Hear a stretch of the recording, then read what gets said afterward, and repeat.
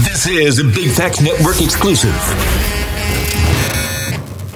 Coming to you live from the Culture Lab. It's time for Big Facts. Big Bank, Baby J, DJ Screen. Welcome today, a rapper, a motivational speaker as well. The one and only Dee-1 is here on Big Facts. What up, what up, what up, what up, what up? Thank y'all. Welcome, my brother. I've been waiting for this moment. You heard me? And we have two. What's on your mind today? What's on your spirit and your energy? Man, I feel blessed because you remember that 50 Cent and the Game song, Hate It or Love It, the underdogs on top, and I'm gonna shine home until my heart stop. That's how I feel, bro. Like I told you off air, I was like, bro, this been a good season, man. Like I could just feel things growing. I feel more people paying attention to my music, my moves, my whole movement, everything.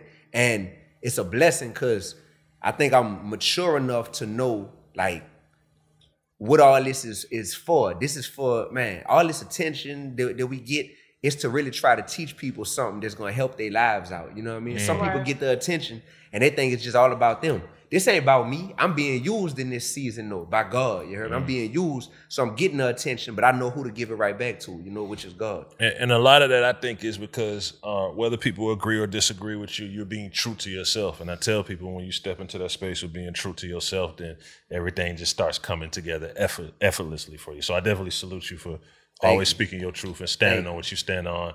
And in a tasteful way, fighting the fight to agree or agree to disagree, because that's what it's all about at the end of the day. Say, communication leads to unification.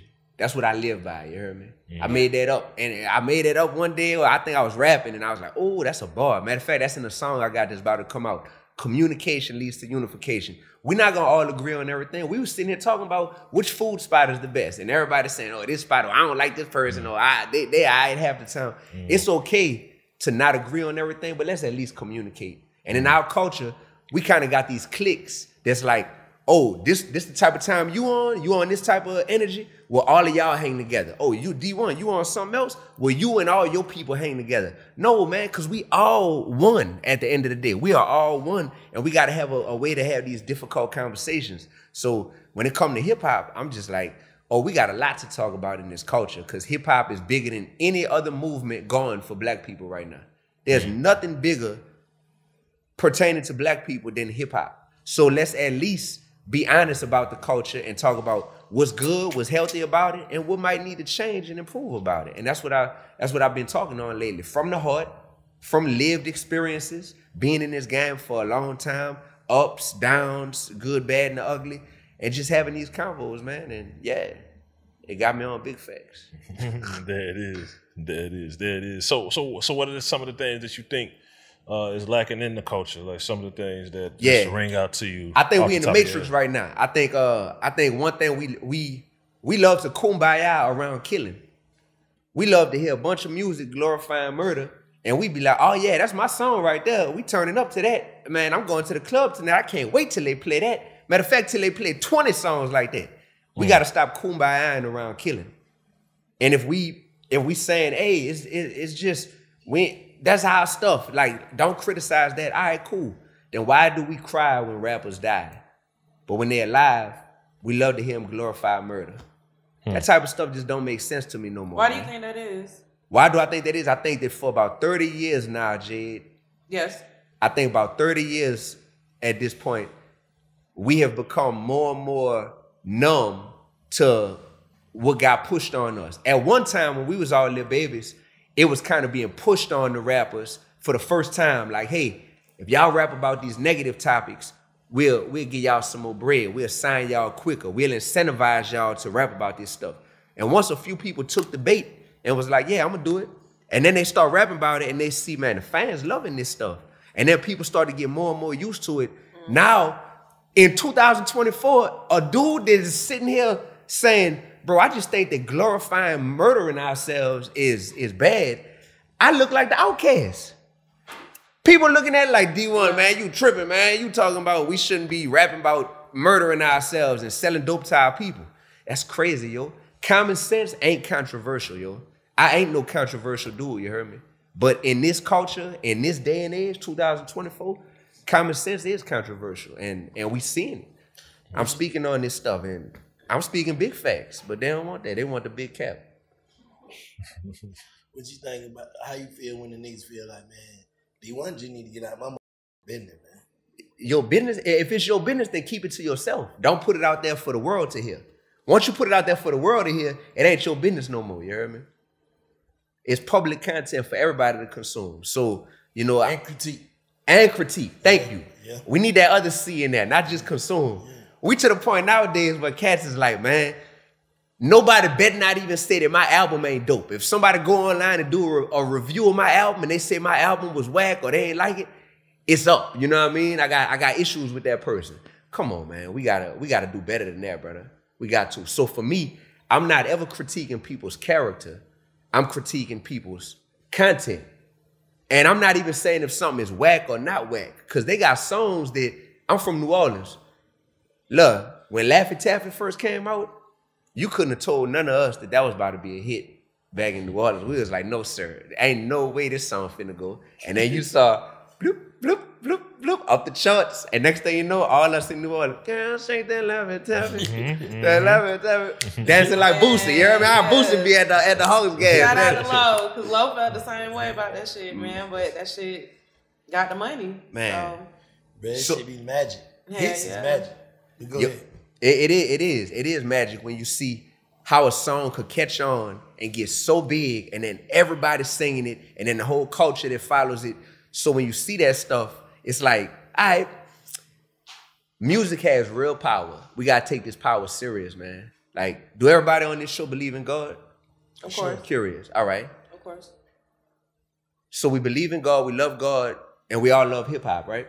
Mm-hmm. I just think that at a certain point, we got to make a decision. What do we love more, God or hip hop? Which one? Shit, God always comes. I mean, I didn't mean to curse and say his name, but God always comes first. All right. So as we say that now, we're gonna go one step at a time. As you say that, God always comes first before hip hop. Then if we see things going on in hip hop that's not of God, and that God would be like, oh no, I can't rock with that. I can't co-sign that. Who said how God feel about shit? The Bible. But the Bible's one religion though. That's what I'm saying. That's what I'm asking. If you believe in, so you say you believe in God, but you don't believe in the Bible? Yes. Well, there's different religions and different beliefs. No. Okay, even if it ain't the Bible, the Quran, if it's the Quran, whatever it is, or someone could be spiritual or not religious. If you spiritual, then you believe that God. Do y'all think God want us out here killing ourselves and killing each other? No. There we go. Yeah. So when we hear music that's glorifying us killing each other, then at a certain point we gotta be like, dang, do I go with this catchy music that it sound good and it's banging, but it's really talking about us killing each other, and it's like it's making it sound like cool, like we really bragging on that stuff? Or do I be like, I'm gonna resist that temptation and I'm gonna go with what I know God would approve of, which is like they got a whole bunch of other music out here that's not glorifying that, and let me just pick some of that to play. You know what I'm saying? Like that's what I be on, because that music has power and it starts out as a song, but then for some people it becomes an anthem. Then for some people it becomes a lifestyle. And when we talk about, well, why people don't say this about movies? Why people don't say this about video games? Yeah. Tell me the last actor. My bad if I keep doing it. I'm a touch you. Yeah. Look, when the last time an actor caught a RICO charge? You hear me? When the last time an actor got put in jail for murking something? I'll wait. Nah, well, you're right. You're right. Like shots. We speaking big facts today. You hear me?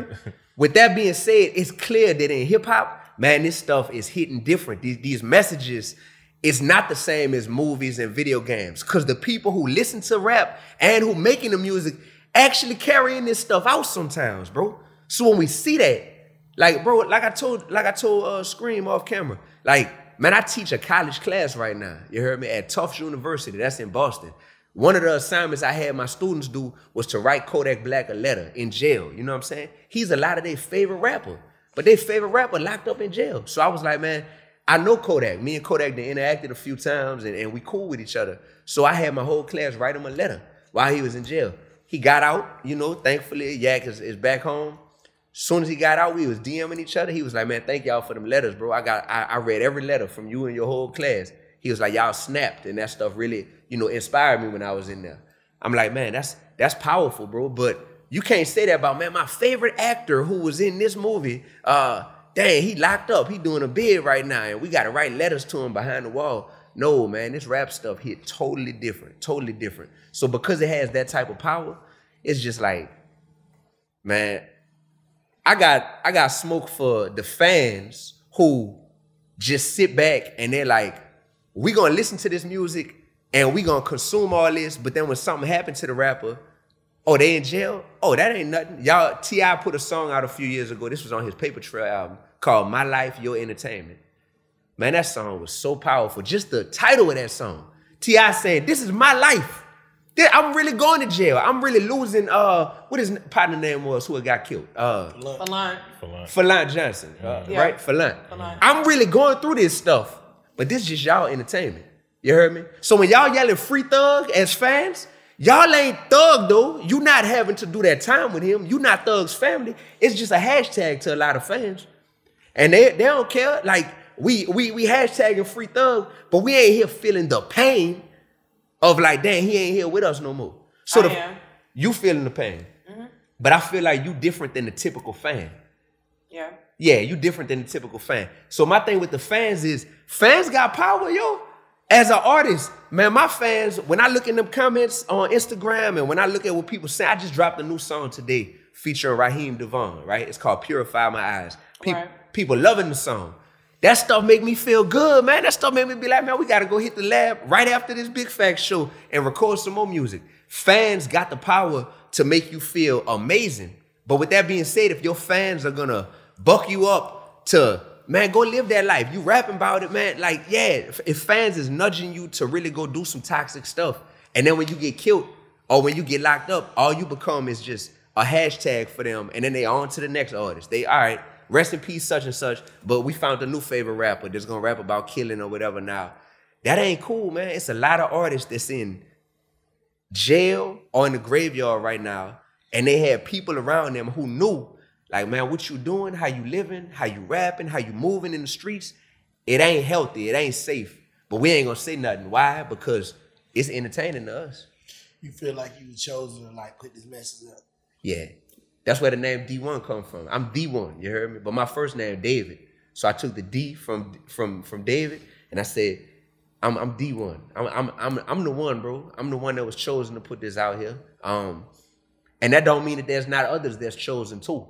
But me personally, yeah, like, I've been through too much, bro. I done seen too much. I had to figure out, why did my best friend just get murdered right in front of our neighborhood where we grew up at? Why did these dudes hold me up, stick me up when I was in college and put that iron right here on my temple, on my right temple, and about to blow my brains out? You know what I'm saying? Why was I the one who grew up listening to the Hot Boys and No Limit in New Orleans and listening to the same music, but then I won, not a contest, but I got selected to go on this trip to go to Africa when I'm 13 years old. The rest of the hood, you heard me, the rest of the Goose, my dog off camera, he know, growing up on Dwyer Road in the Goose in New Orleans, like, that ain't typical. A lot of us ain't even leaving the city. I left the continent and went to Africa and had a whole different perspective on life. And I'm just like, all these things that happen, stuff that I've seen my mama and daddy go through, my grandparents, like, why? And it's like, oh, man, I'm the one. I'm one of them ones that was chosen to be around all this stuff, but then figure out how to take all that and turn it into something positive at the end of the day. Like, I'm pretty sure you get a lot of resistance, but on the shit you be on, like, from different rappers and shit. Resistance. Like, which one really, like, made you feel away? Which one made me feel away? So, man, I only really got, bro, I'm cool with 99% of the people who I run across, to tell you the truth. The only person who I saw who showed some outward resistance to anything that I said, that I was like, oh, wow, he took that real serious, was like Rick Ross, right? I seen Rick Ross go online, and I was basically saying, brother, you almost 50 years old. You blessed. You immensely blessed. You a boss in every sense of the word at this point. When I listen to your music as a fan, and if I'm still hearing like, dang, like, you glorifying murder, you glorifying drug dealing in your music, like, what's up with that, dog? Like, I feel like you could do better. And his response to that you know, to me saying that was he just went to like, we call it ribbon in New Orleans. You heard me? You know what ribbon is? Ribbon is like, what y'all might call it, joning or something, or roasting. Yeah. He just went straight to, who is you, little man, basket head? Who is you, basket head? He started trying to imitate my accent and talk like me and all that, make fun of me. You fake roster, little boy, you boy, before you ever talk about... Hold on. What made him say that now? Because he said something about him. Because I was on the interview. I had just listened to some new music that they had put out. And like I said, I'm a fan of the culture. I'm a fan of talent. I'm a fan of success, especially from our community. And when I heard the music, I was like, I was shocked really, because I'm thinking I'm about to listen to some stuff that's gonna tell us, you know, how you building your empire and this, that, and the third. And when I'm listening to the singles they get put out, man, it's talking about murking cats, it's talking about killing this, it's talking about selling dope. I got 100, you know, pounds of this and da-da-da. And I just was shocked. And I was just like, man, I feel like we could do better, my brother. I feel like you could do better than that, you know? And so the response coming with that type of energy, that let me know, like you're deflecting right now. You ain't addressed nothing I said. You start talking about how many turkeys you give out in the community. I never said you don't give out turkeys. But them turkeys feed people for one day. That music feed people for a lifetime. And I'm just like, let's talk about it, brother. Let's talk about the impact of that, you know? And cats get mad because they feel like, oh, well, you said my name. You said my name. You're putting content out there for the public. What you mean? But you know, like, I'm gonna keep it real. You know, it's like the internet world. So you can say certain shit and people gonna feel like that shit, especially if it sound kind of true. You know what I'm saying? You could have told me that and made me look at it a different way, but you put it out on the internet. Now people, it just... Do you think people are just taking it the wrong way because you said something about, like, when you say a man's name, you got to be ready to stand on his name. However you want to say whatever he want to say after that, or do whatever he want to do because you said his name, you put yourself in that position. Yeah. Or do you think people are being just too sensitive? I think that along with a lot of success in the rap game, for a lot of people comes a lot of ego. For sure. A lot of ego and a lot of pride.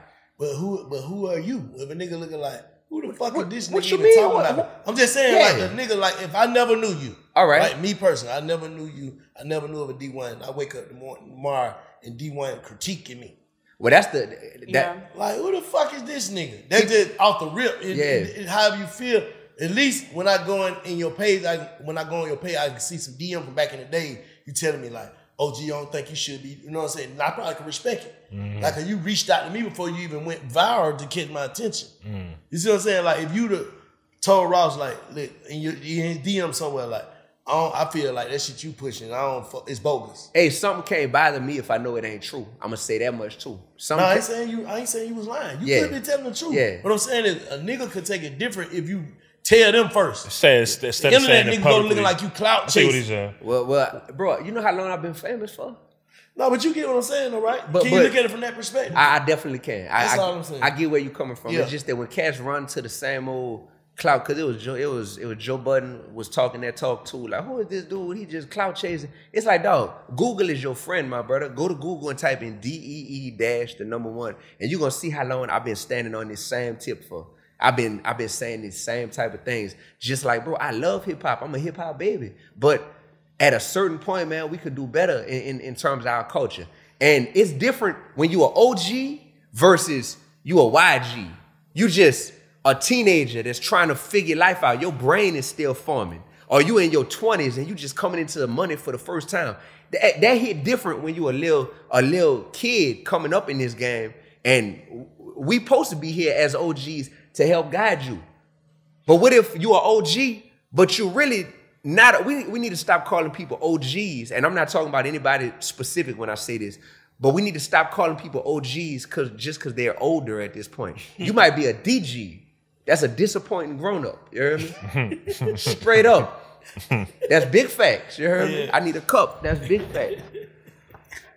That's big facts right there, brother. Like, we got a lot of disappointing grown-ups in this culture, man. And we got to call a spade a spade. So there has to be a way to have these conversations to where people realize like, man, this dude not hating on me personally. This dude is serving God. We all said we believe in God. And I'm looking at it like, man, I don't think God would be pleased with me if he be like, wait, brother, so I had you down there on earth. But you know niggas is ignorant, though. Okay. Like, a lot of niggas ignorant. Cool. Is you prepared to go, what, like, if a nigga do take it the wrong way, is you prepared for that? I already was prepared for it. I responded. Once I got responded to in a certain type of way, I responded in love. I responded, what's up, my brother? I'm saying a nigga who like, fuck all that love shit. When I see that nigga, I'm at him. Them kind of nigga, retarded niggas. Bro. Like, you get what I'm saying? But Like, see, the thing is too, like, a lot of people might not be familiar with who you are and what your message is. take that shit as disrespect. So they're just niggas looking at it ignorant, like you just a nigga trying to tear down what they got going on. Yes. Yeah. So Like, I don't see that for you. Like, everything you saying, I believe you believe what you saying. Yeah. And that's hard for me. That's hard for me Yeah. to believe a nigga believe what he's actually saying. Right. Because so many niggas is selling shit. And cap. I believe however you feel, I believe you feel. That's why I asked you when I said, do you feel like you was chosen to do this? Ah, bro. So it mean like you're in your purpose. But Yeah. a nigga can't see that from afar. Say, you right. What I care about more than how somebody gonna feel is how God gonna feel when I gotta stand in front of him and he be like, so look, D, so I put you in the rap game. You seen all this going on in your industry and you was too scared to say something? Cause you was worried about what another person was gonna think about you? Man, you lame, D. I don't want God to tell me I'm lame. Yeah, when you put it like that, yeah. But yeah, but Right. it's a touch. This shit is like sometimes you have to adapt. Like we was just talking to another kid from who said the internet is the way. Like we have to look at shit for this shit has changed. Like I get what you're saying. Like it used to be times when niggas love to goddamn be checked. Like, oh yeah, you right, bro. Niggas will hear you out. These days, don't nobody want to hear you out because it's too easy to get embarrassed, and then the internet don't forget, and that's some shit. Everybody is afraid and got anxiety to get embarrassed on the internet. So with that being said, niggas ready to protect their internet image over anything. You saying you be saying some real shit. That's you right. be telling the truth, nigga. Like fuck that nigga. Don't mention my name. Yeah. And I feel like, man, that's a great point right there. So then you got to ask yourself, dang, how do we deal with that? Because what you basically saying, I'm reading between the lines, is even if cats is pushing out some evil, some negativity, some hatred, they want it to go unopposed because they like, yes, but I dare you to say something about it though. You know what I mean? dare you. It just stay out my business. Stay out my business. But when you do, now I feel tried. There you go. And so I feel like that's a trick of the enemy, bro. That's a trick. That's a trick of the devil. I want to be able to do evil, but I want it to be unopposed. Because if somebody try to oppose it, we call them a clout chaser. We call that a hater. That's like really a trick. That's almost like your landlord saying, listen, I want the right to be able to raise your rent each month, but you can't say nothing. Because I got a clause in this lease that says if you say something about me raising the rent every month, then I could kick you out of here. That just ain't right, brother. That ain't right, bro. So it's just to that point to where it's like, well, how do you approach these conversations? And I think that's the thing. We can't not have these conversations, though. It's too many rappers that we all love. They black men and women just like us. And we seeing their life get compromised and messed up and all this, man, because of everybody seen it coming. You seen the path they was going down, but it was just entertaining to y'all. Or nobody wanted to seem like a hater, so nobody wanted to say nothing. And you watch that person mess their whole life up, man. Like, and more so than the rappers, it's the fans, bro. What we didn't talk about is y'all don't know. I don't think y'all, like,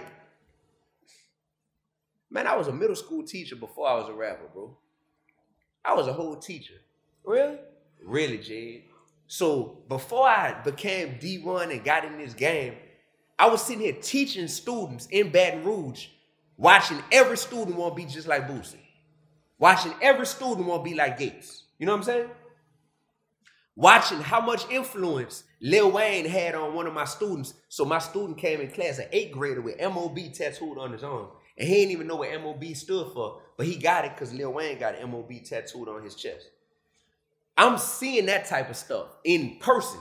This ain't no internet stuff. This is before Instagram even existed. So when I'm seeing the type of influence that rap is having on the fans, I know you always got them fans that's going to say, rap ain't never make me do nothing. I mean, I could listen to it, but then I don't go out and do it. I get that. Cool. And congratulations. Kudos to you and to me. Because rapping ain't never make me jump off the porch and go, live that type of life.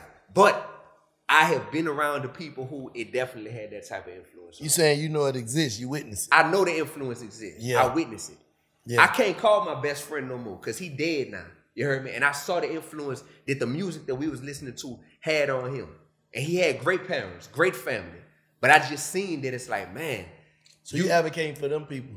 Yeah. Who ain't got the strong will. They ain't got no voice and they ain't got no strong will. Exactly. Yeah. I didn't mind people calling me a nerd in school. Yeah. Oh, look at him. He doing his work. Oh, he one of them smart kids in school. He take books home at night. He doing his homework. Yeah. Meanwhile, we in New Orleans, you heard me? We catching the RTA.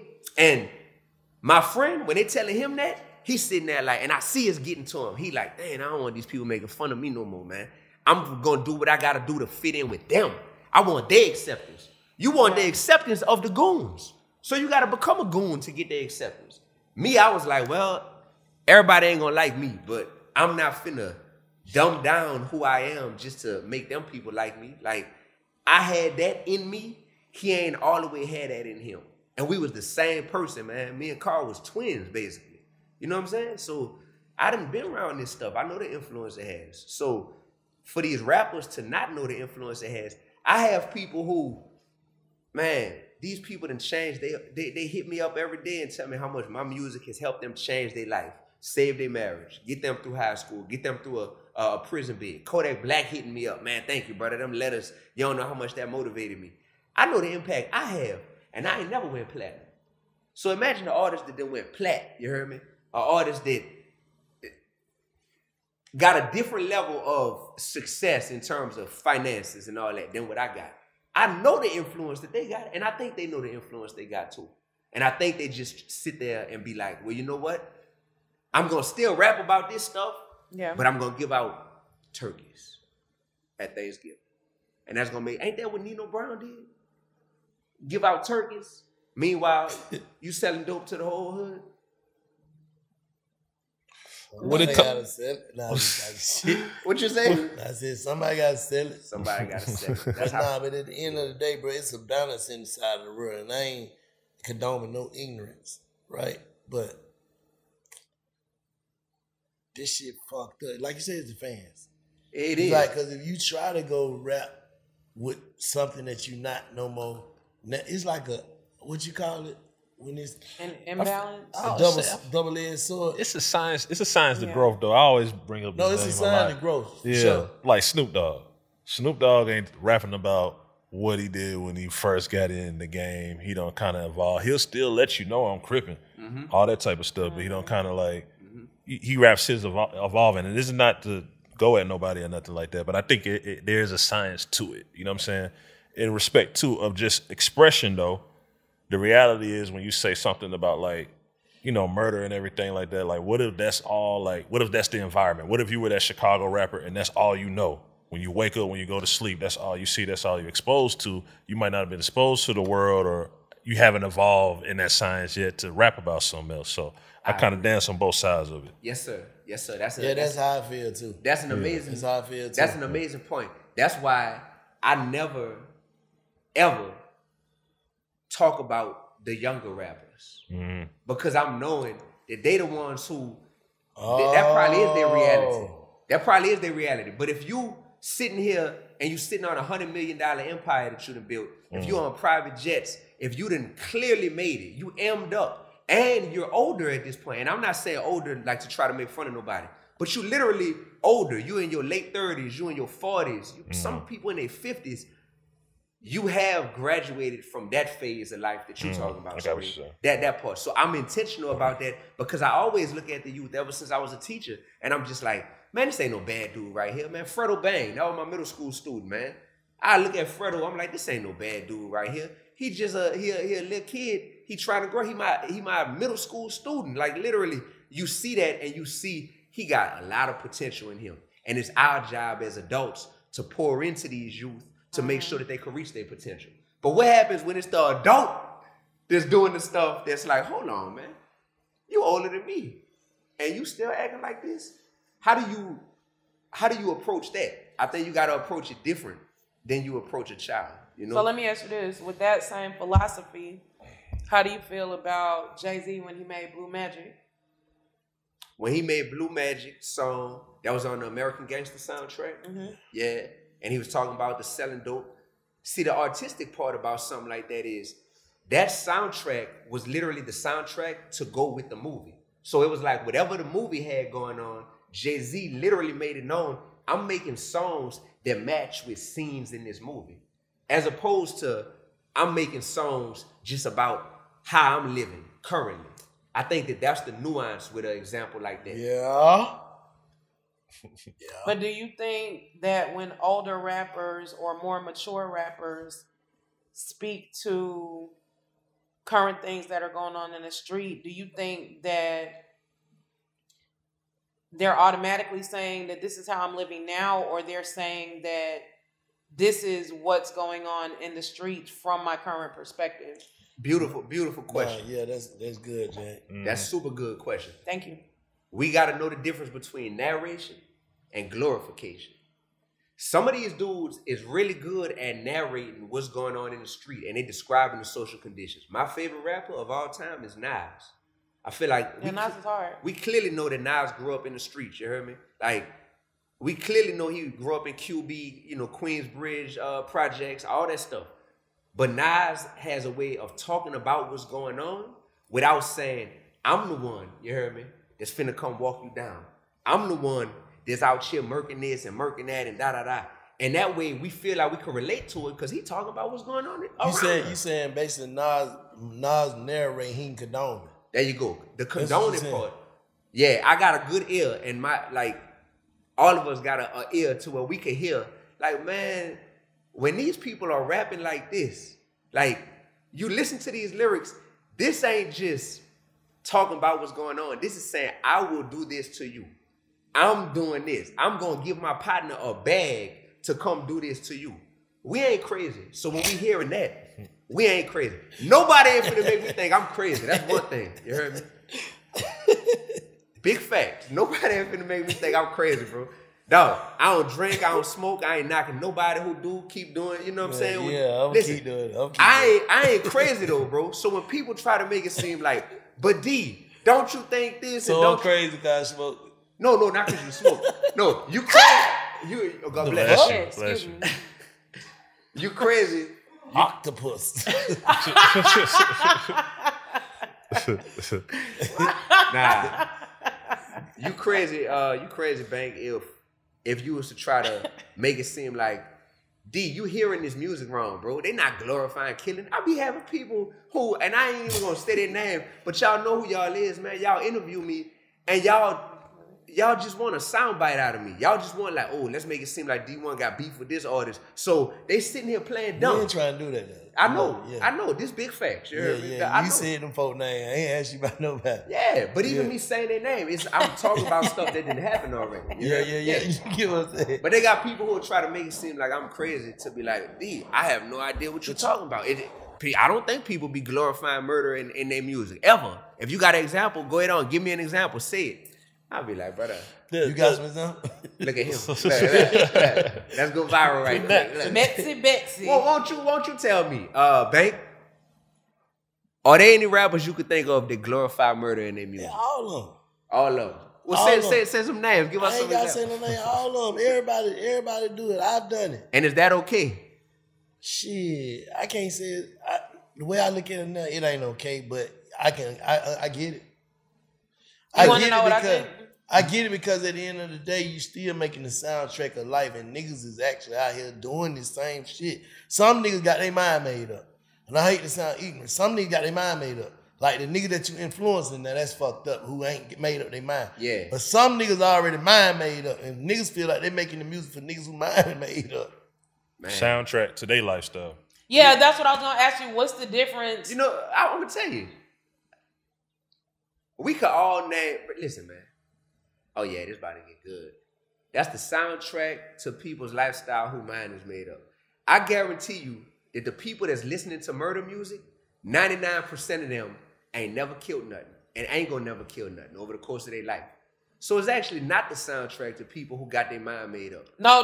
What he's saying is that that's the nigga inspiration. True enough. The people, 99% of the people that are listening to murder music probably have never smoked nothing. But the niggas who are making the music and the niggas who in the studio with me, basically talking about what they're living, and that's how they're getting their material, and that's how they're able to be consistent. Not really what they living, but what their peers like, what's going on in the hood, like you said. Like niggas, most of these rappers are sponges. They hang around niggas who actually know what's going on. You get what I'm saying? So they seeing the temperature of the streets. This is the temperature of the street. This what's going on. They go straight in the booth and narrate, but put themselves in them same shoes as if though they what we doing. Yeah. You get what I'm saying? Like that goes on. That goes on a lot. But what I'm saying is I can see, cause niggas will have a studio full of niggas. Right. And these niggas that talking about story. You know, so goddamn got that car stole. Then they got that car shot. Hey man, them folk put a fit on this nigga. So niggas is doing their art right then. They downloading that shit, go straight in the booth and rap about what they people who gonna be outside while they rapping, they looking through that goddamn glass. Oh, these niggas feeling this. Yeah, and there you go. That's a prime example of people wanting to do what other people gonna like, as opposed to saying, man, on my totem pole of identity, I value God more than I value other people's opinions. And if you always value God at the top of that totem pole, you're going to be like, F what y'all want here. You heard me? I'm thinking, is God going to be proud of how I'm using my That's because you're a hip-hop head. Some of these niggas looking at this shit as a business. Yeah. I ain't even the same nigga when I go in that booth. When I leave out the studio in the booth, I go home to my bitch, I'm different. Yeah. I ain't even no rapper no more. I'm regular. And that's lame.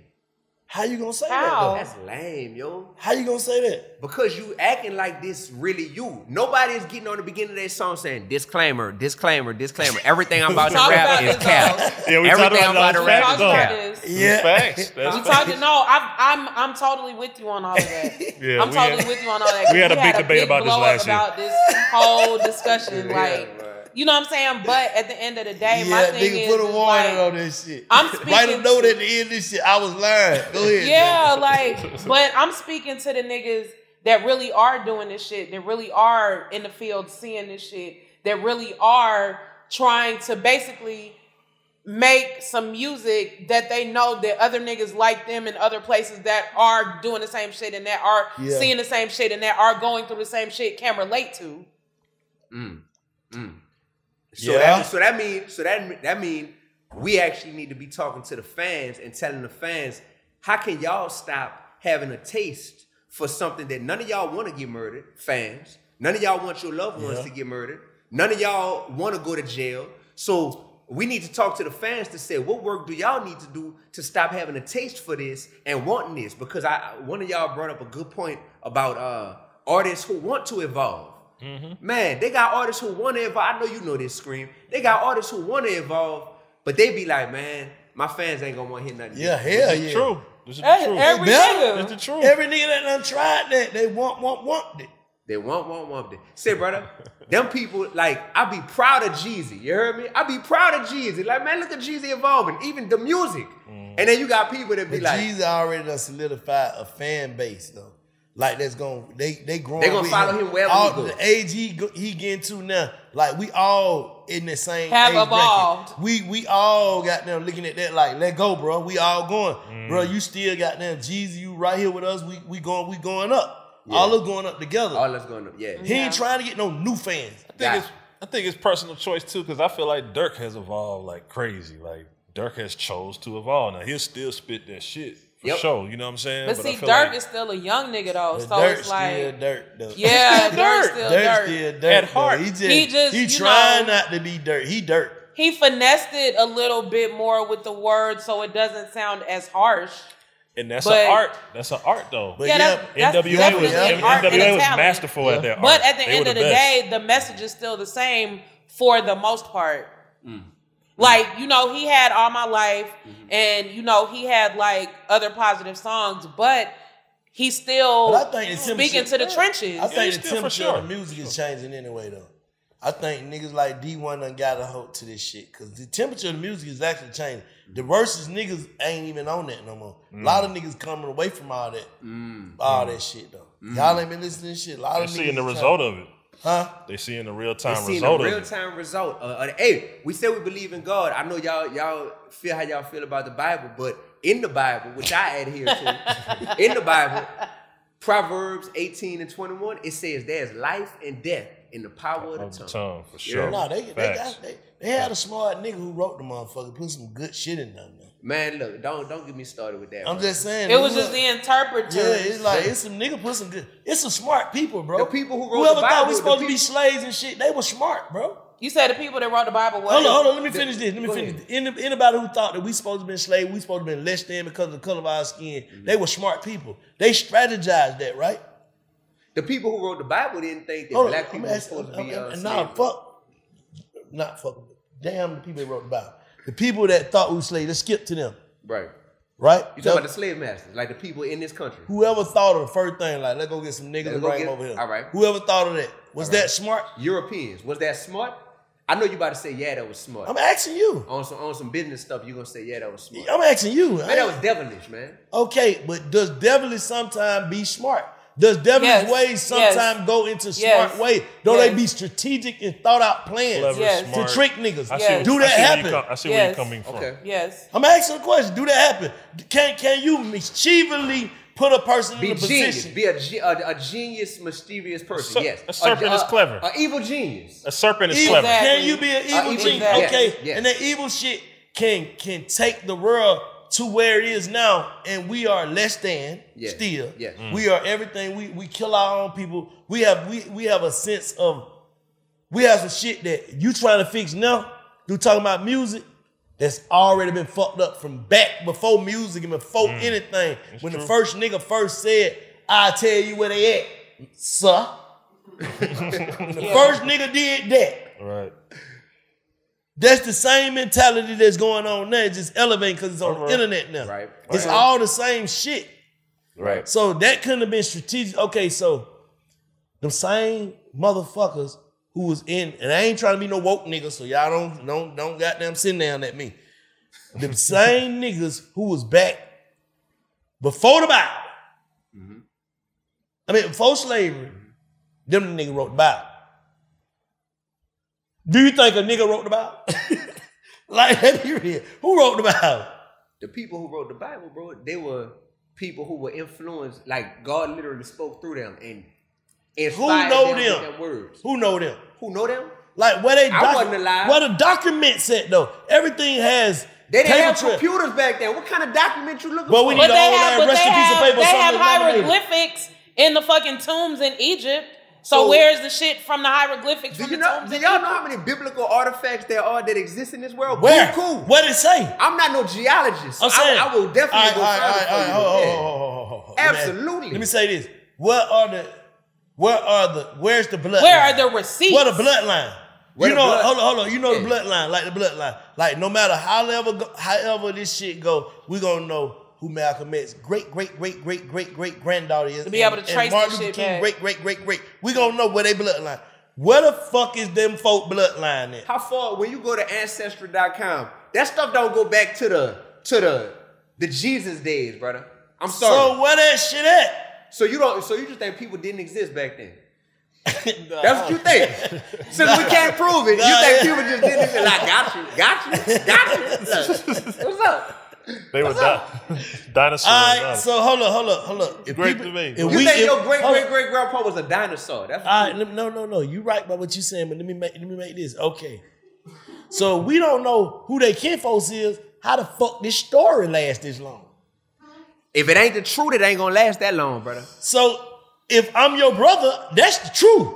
And if I'm your brother's son and your son, brother's son, and son, brother's son, and son, brother's son, all that is lasting. So what Jesus' last name was? Where the fuck the rest of the Christ is at? Bro. Where the fuck the rest of the Hey. I'm just... Hey, bro. Hey, bro. Who name? My name, mate. Hey. No, I'm just talking shit, but come on. Nah, where the fuck the rest of the Christ is at? No, because a lot of... You're looking at him right here. You're looking at him right here. Your name is not Christ, sir. I'm saying. No. Your last name ain't whatever you think it is. Oh my God, you know that. This shit. Hey, my real last name ain't Augustine. Like, that's what it said, but that's slavery. That's somebody that slept with my great-great-great-grandma. I'm saying, who look where the like rest of the Christ is at? Bro, that's funny. That's hilarious, actually. But I'm really... It's real. But I'm telling you, you looking at him, bro. We all his descendants, bro. No, but look, I get what you said. I'm seriously interested. Okay, my two questions is... That's why I can't have no ops, because I'm looking at it like, bro, what I look like having an op when we was all made from the same creator? You gonna tell me you my op because you from the other block down the street? That make you my op, man? You crazy. All that come from the same shit that I told y'all. They put us in the pot back in the day to make you hate anything that look like you. You envy it, hate it. That shit ain't been embedded. So how do we break the cycle? That's what I'm on. Who gonna be the first nigga to try to do that? Now, me. You looking at him. You interviewing him. It ain't. And I definitely ain't the first one. You trying? It's so many people that's been doing this before. Even if you touch it, you gonna touch 100 out of 1,000, bro. That's 10%. That's good, but at the end, I can feel like cause you a powerful nigga. Like I fuck with you. I fuck with you before I even, I don't agree with everything you say because you get in nigga business a lot. But at the end of the day, that's your business. Yeah. But I still agree with you when you be in niggas business. Word. But I just know what come with that shit, like, and how niggas could look at it different than what you trying to push out. But fuck all that. What I'm saying is, at the end of the day, I know. What the fuck I was just saying? This nigga crazy. No, you were talking about a lot of shit. Oh man, I'm still stuck on where the rest of the crisis. Well, no, listen. Dee-1, this is. Hey, you a smart nigga. When certain shit makes sense, a nigga be like, damn, I ain't think about that. And I respect this. What I respect about this platform, number one, is that everybody is on here being themselves. Mm-hmm. You the dude who you gonna say something that I couldn't have pictured neither one of them saying that just now, but you saying it, I'm like, he ain't trolling, he being real. Then when Jay come with, hold on, D, like I feel like this about, what you saying and how this, da-da-da. I'm just like, dang, Jay gonna hit you with that reality that you can't deny it. You gonna say something funny that's real. Scream gonna come with the, man, I see both sides of the coin. With everything, I see both sides of the coin. The diplomat. You know what I mean? The diplomat. And I respect that. And then when people see, man, Dee-1, man, that dude there, bro, he look, I don't agree, but he 100. Like, he really stand on. And what that does is people gonna watch this at home and be like, man, I can't knock none of them because we seeing black people unified because they choosing to communicate. That's it. That's fact. Right. I salute real that. shit right there. I salute Big fact. One thing that Bank is saying though that is very, very, very, very important. He portrays it the way that he does, is that we should be able to ask questions about anything, about a religion, about this and that and the third. We should be able to ask questions without it just being, this is what it is. That shit make 100%. Like, you never found a contradiction like reading the Bible? I have found contradictions reading the Bible. I have found contradictions. And the contradictions that I found was mainly between the Old Testament and the New Testament. So the Old Testament, like the first part of the Bible, the Old Testament thick too. They had stuff that, man, they had a lot more killing. They had a lot more behavior that was being like permitted. They talking about, look, the way we rock, an eye for an eye, a tooth for a tooth. You heard? There was a lot of stuff in there that is not up to par with the standards that quote unquote Bible people try to preach. Hold on. Like this, I don't want to say this, and I said I'm trying to get counsel, but I'm finna go on and say it. Who wrote the first Bible? No, real shit. Who wrote the first Bible? The people who wrote the first Bible. King James or something, right? That's not the first Bible. There's all these translations, and I see what you're talking about. When you get the King James Version, and then you get this translation and this translation, what people end up being like is like, yo, so you mean to tell me somebody different took this whole book and wrote it the way they wanted it to be? The answer is yes. But the other part of that is, that's not a period, that's a comma. Yes, comma. But what they wrote in the different translations, a lot of times them translations was just to fit the language of that time and that place. So if you wrote the Atlanta version of the Bible, it'll be a whole bunch of mains and a whole bunch of how y'all talk out here in Atlanta. It'll be a whole bunch of that slang in it. If I wrote the New Orleans version of the Bible, it'd be like, say, dog, you hear me? Look, let me tell you, what's down, baby? So that boy Jesus, you dig, he had, and I'll write it in New Orleans terms. That's what the different translations of the Bible is. It's not different stories. But with that, different stories. But with that, how you gonna? I know you. You was almost. Ooh.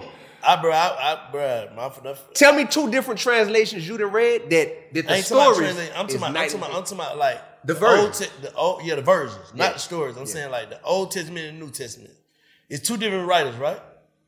The Old Testament and you know what the New Testament is? Bro, the New Testament is from the time Jesus was born. That's all. That's the difference, brother. But they said, I thought they said, and I don't know how to say this. I thought they said in the first Old Testament, like it was forbidden for man to be with man, right? Forbidden for man to be a man? For man to be with man. For man. men to be with men. Oh, for men to be with men, yeah. Sexually. And that's still forbidden. Okay, but they said, how do you call these people what they Sodom and Gomorrah. Sodom and Gomorrah. I'm saying, how do you call these people sodomites? The other gender without offending them? How you say that? Homosexuals. All right. They said a homosexual wrote the Second Testament, right? The New Testament. No, so who said that? I never heard that. You went on Wikipedia? Google. Huh? They said King James was a sexual. A homosexual. So how the fuck King James didn't write the New Testament. Well, that's King James. Well, they are King James versions. They are King James versions of the Bible floating around. No, that's King James version. Guess who wrote the book of Matthew? I'm gonna give you one guess. You ain't gotta be a genius to get this. Guess who wrote the book Matthew of Matthew? Ain't write it? Matthew wrote it. Guess who wrote the book of John? John wrote it. But how the hell we gonna let Buddy put it out? I'm about to tell you. Hold on. No, I love this. Watch this. I'm gonna tell you. Hey, I'm gonna tell you. Go ahead. No, I'm gonna tell you. You know why? Bro, this need to go viral. This how? The same way I can go to Patchwork Studio and Dee-1 go record in Patchwork Studio, and then I gotta take them recordings and I put them and I give them to my label. And by the time it come out, it say, oh, RCA Records put this out. How RCA Records put this out? Do that mean RCA Records? Hold on. Do that mean that RCA Records wrote Dee-1's rhymes? No, Dee-1 wrote them rhymes. He went to Patchwork Studio to record them, and then he turned them in, and RCA Records. Here's my question. Here's my question. If that's the case, how did this nigga King James even get the authority to put out a version of the Bible and he was gay? Bro, you act like I know King James. I don't know this dude, man. What is you talking about, dude? I don't know this man. Big facts. I don't know this man, Jay. Y'all got all this smoke for me, man. I'm a rapper, bro. I'm a rapper and a teacher and a god dog, bro. My bad. Oh, Give me your hand. Yeah. Take on it. Okay. Yeah. Hey, I don't know. I don't have the answer for you. Okay, I read. Hell yeah. I'm vouching for Jesus, you They sent you and shit. Like, they sent right. She said they sent me. Nah. Hey, bro. Get him on the phone, nigga. FaceTime the person, nigga. You looking at him. Again, like we But always let me kind ask you this. of. Go ahead. Have you ever seen 12 Years a Slave? Nope. I've seen. Man. I've seen less than 30 movies my whole life. I don't really watch. Come on, man. I'm serious. I ain't seen a lot. You've never seen 12 Years a Slave? I ain't seen. You need like when you leave here, you need to go watch that so you can understand like where we're coming from with this shit because.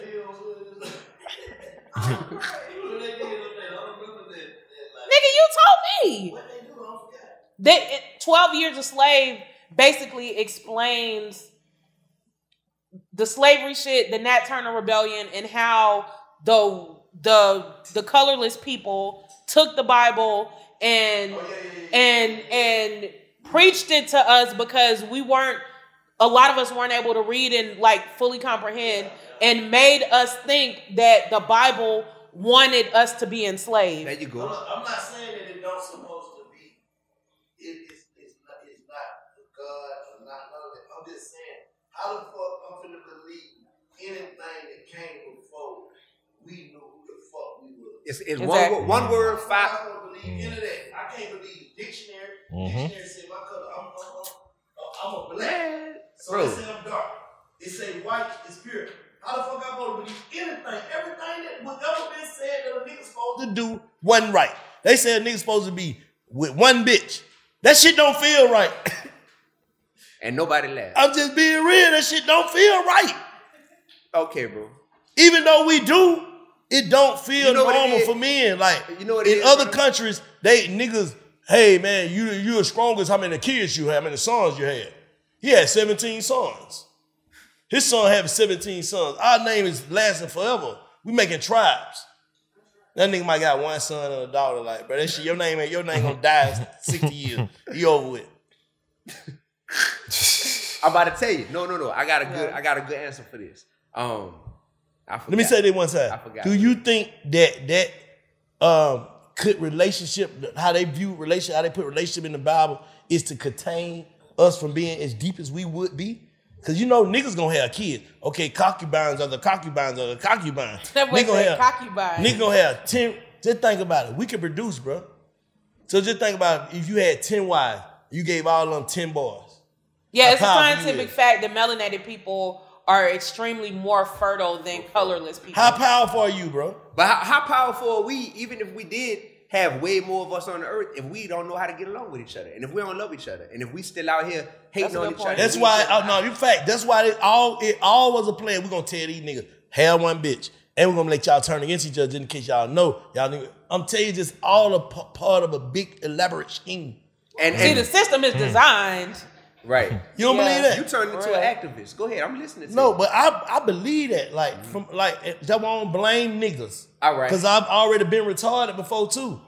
I'm just being real. I've already been fucked up in my head too, thinking that the way I was thinking was correct. What made you change? I don't know. God.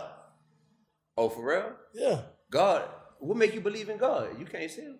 Huh? Nah, I ain't. I believe it gotta be something. It's something. I'm gonna tell you what it is. It's called faith. How you make your money outside of here? Shit, I don't make no money outside of here. Oh, all right. All right. So hold on. Question. Be watching. Question. So however y'all make y'all money, I know we do similar things. So I know when you get booked, you know what I mean? You get your deposit up front, you get your back end, right? It still takes faith for us to feel like you gonna drop that back end off when I pull up to the venue. It still take faith. Yeah. Cause I had to fly all the way out to that city. You heard me? I had to fly. I'm about to be booked of all places, I'm booked in South Dakota on Thursday, Dallas tomorrow, South Dakota Thursday, and Tallahassee on Saturday, right? I got faith that they gonna all have that back end when I get there.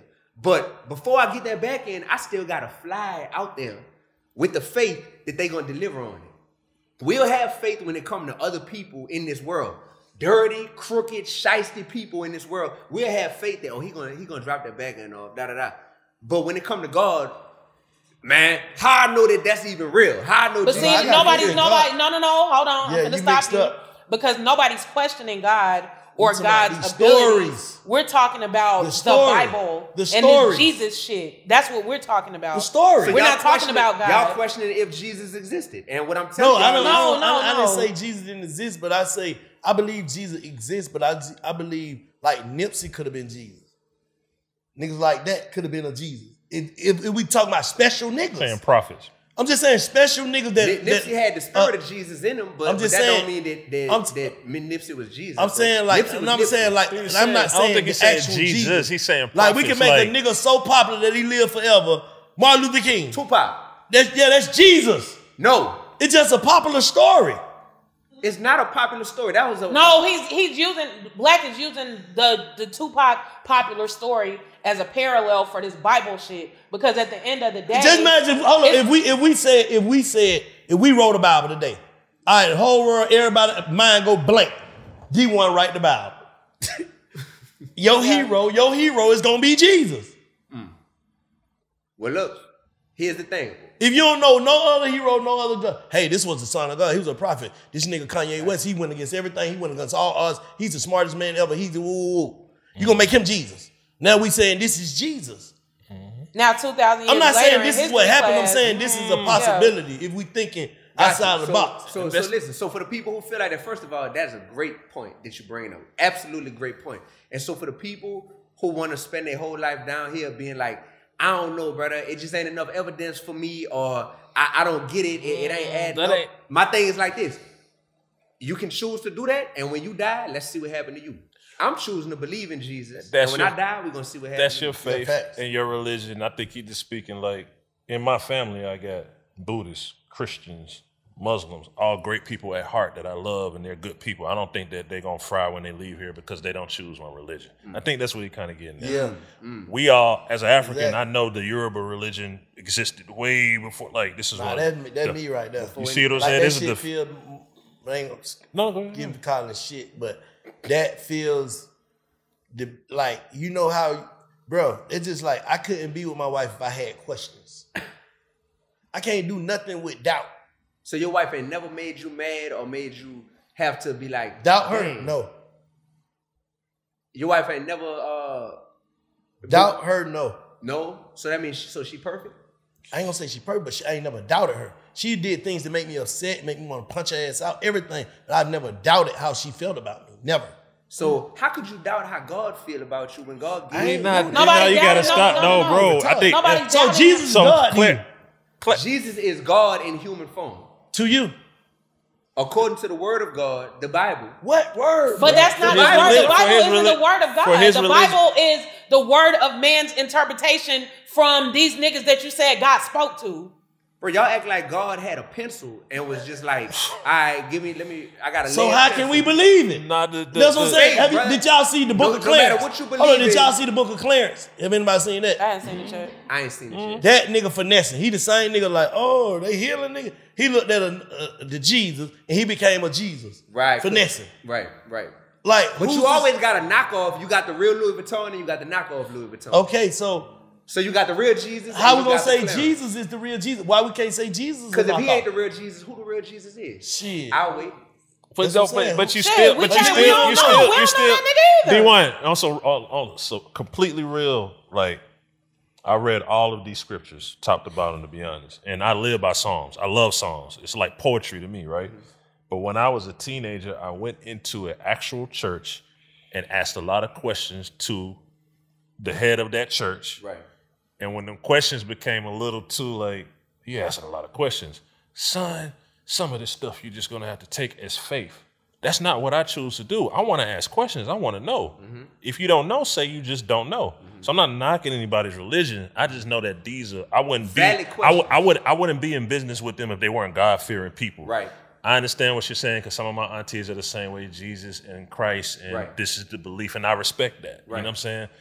But the God coalition, God is within all of us, right? Mm-hmm. So we know that God is within all of us. Mm-hmm.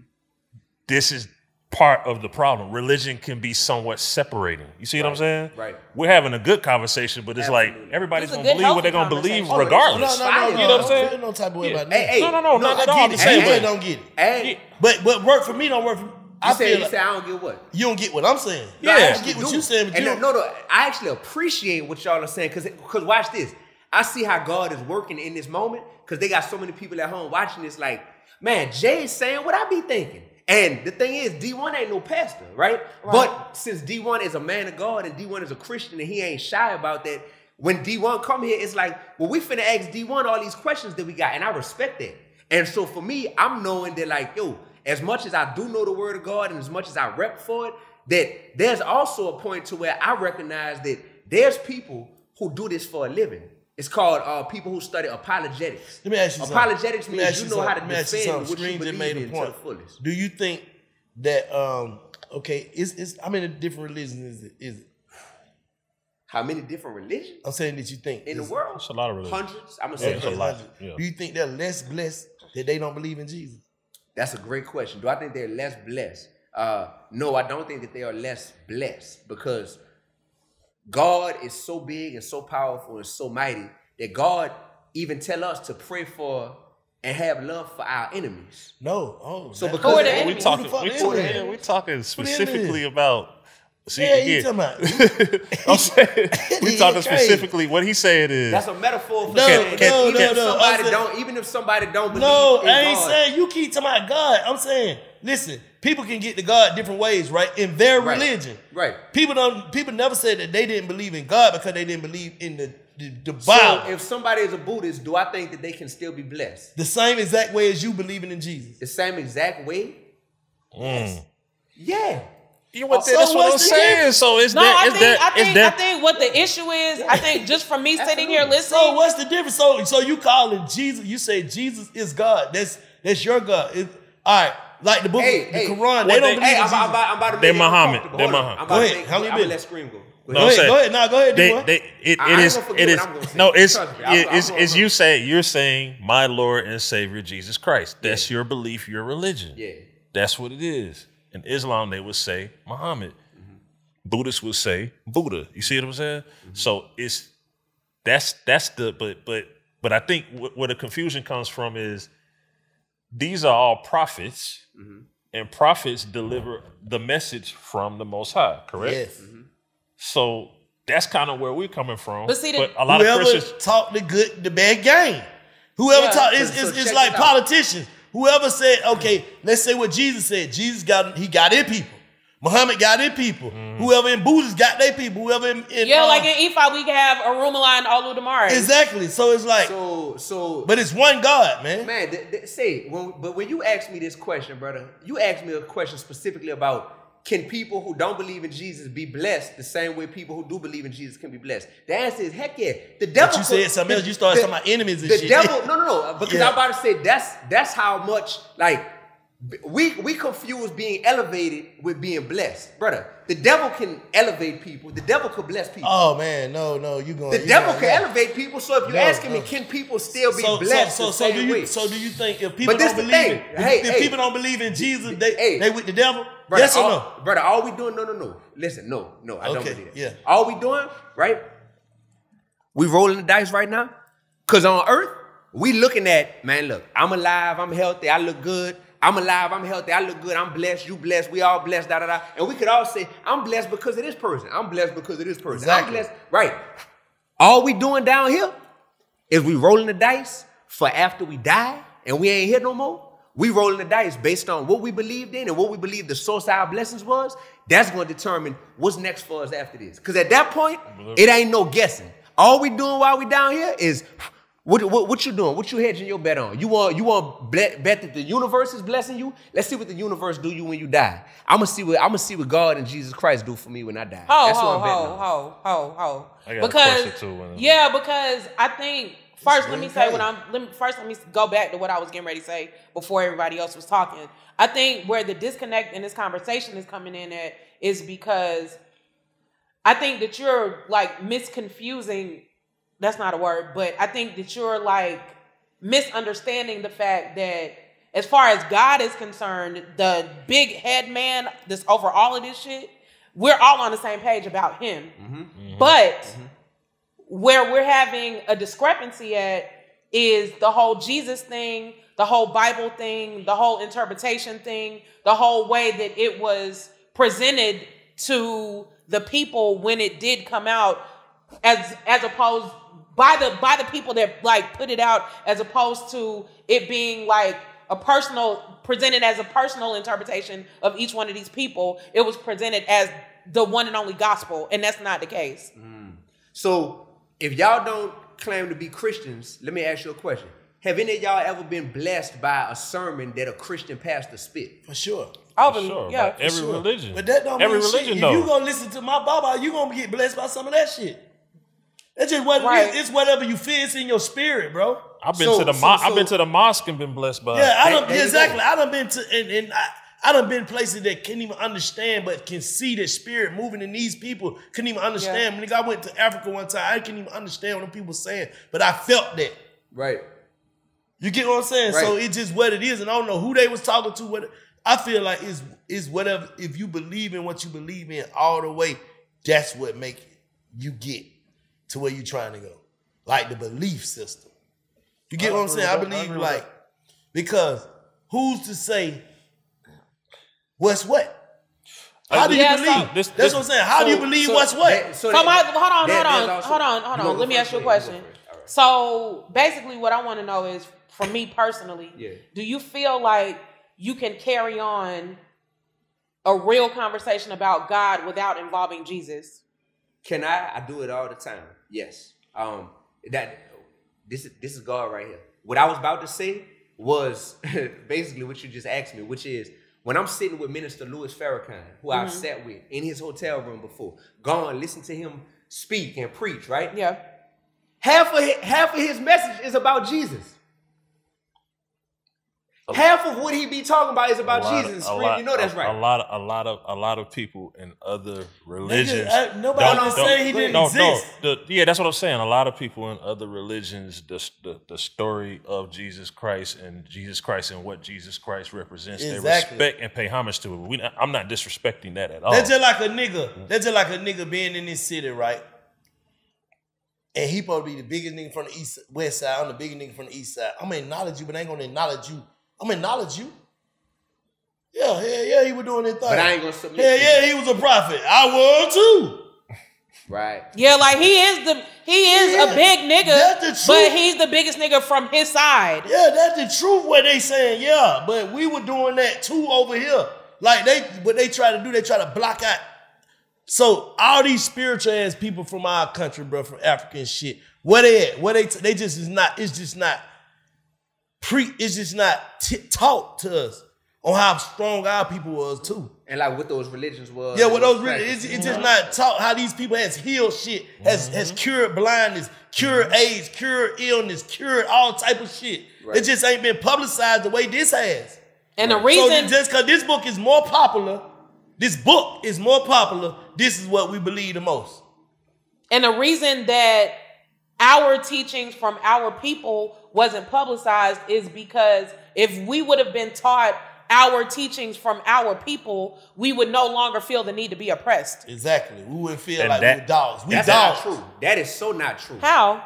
Because we walk around calling each other king and queen all day and be quick to work something. What's up, king? No. Because it's already fucked up. What they said. Because it's already fucked up from then. King, queen, grand rising king. It ain't the whole time she's cheating on him, you heard me? Grand rising king. Man, get out my face. What you saying is right, but it ain't the king, queen. What they said is, as a black person, right? If you go into great authors, John Henrik Clark, Naeem Akbar, so forth and so forth. As a black person, if you really knew your history and where the fuck you came from, you can't even resonate on a particular plane. You understand what I'm saying? When you say, how did it happen for Bank? It happened for Bank in his journey. He just became wiser. You know what I'm saying? He connected with God. He became wiser. Like, man, I can't move or think like that no more. He's the same person at heart, same person I always loved. But because he went through his experiences, it's like, I can't just be the same. Like you say, what did you say? You was retarded at one point? Yeah, fucked up, man. He's still the same person at heart, the good person that we love, but he's wiser now. So what he I'm has saying a clearer understanding of how life works. Exactly. Yeah, brother, with all due respect, because this that crack right here, this whole talk. There are a lot of kids who come from royal bloodlines. They daddy was a billionaire, and the kid is out there wilding out, drugging and thugging. You heard me? Yeah.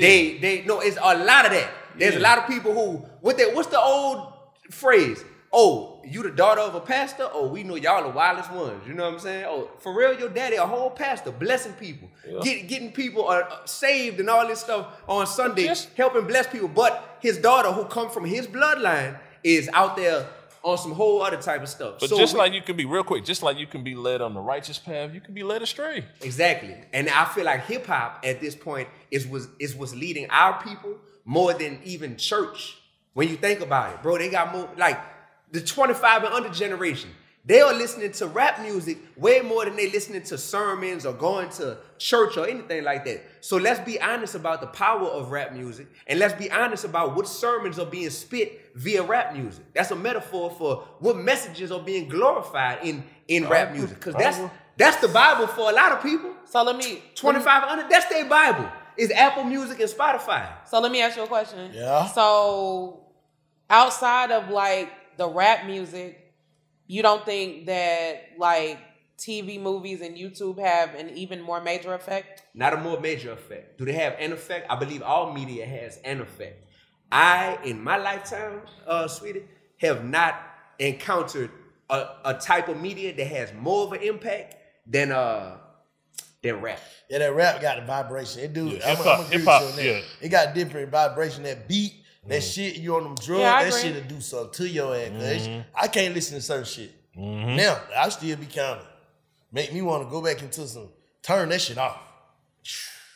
Turn on some, I need to get in the car with Shantae, because I go to hearing that certain shit they got there. Yo. Right. Then go on your timeline. Yep. Whole ass nigga.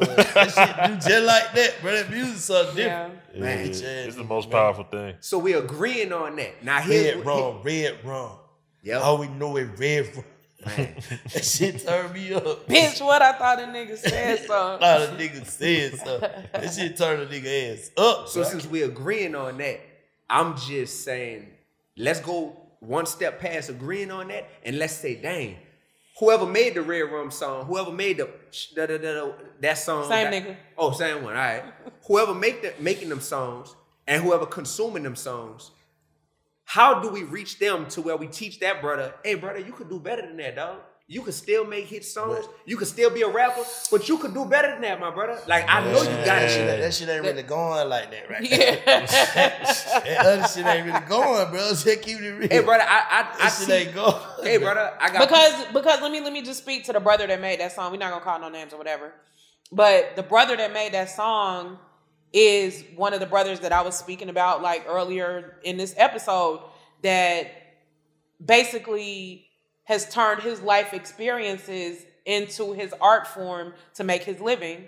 And at the same time, even though he's rapping about certain things that he's seen or possibly maybe allegedly done or, you know, whatever, he's still showing through that same music his evolution at the same time. Like, yeah, this is what goes on. This is what happens. This is what I'm talking about. But I'm also talking about this jet that I just bought. I'm also talking about this fucking $70 million check that I just got. I'm also talking about how I put all of my brothers in position to be able to take care of themselves and their families. I'm also talking about how I fucking did what I needed to do, got my business straight so that I could become a U.S. citizen and also be able to go back and forth to my home country and also show my family like there's a better way. We're talking about 21. I guess. All right. So, yeah, you know what I'm saying? Like it's a mixture of both, but at the same time, like niggas are still speaking on what's relative to them. A nigga gotta be a damn fool to see a nigga riding around in jets and all this shit and all these big ass cars and feel like a nigga doing that. To me, it's an expression. I get what you're saying about the people that don't know, but I get that's a flaw of mine because I can do shit I feel like anybody can. You know what I'm saying? That's a flaw. When you think, because you could be special. You could think just because you consume shit in a certain way or your perspective is a certain way that everybody should think like that.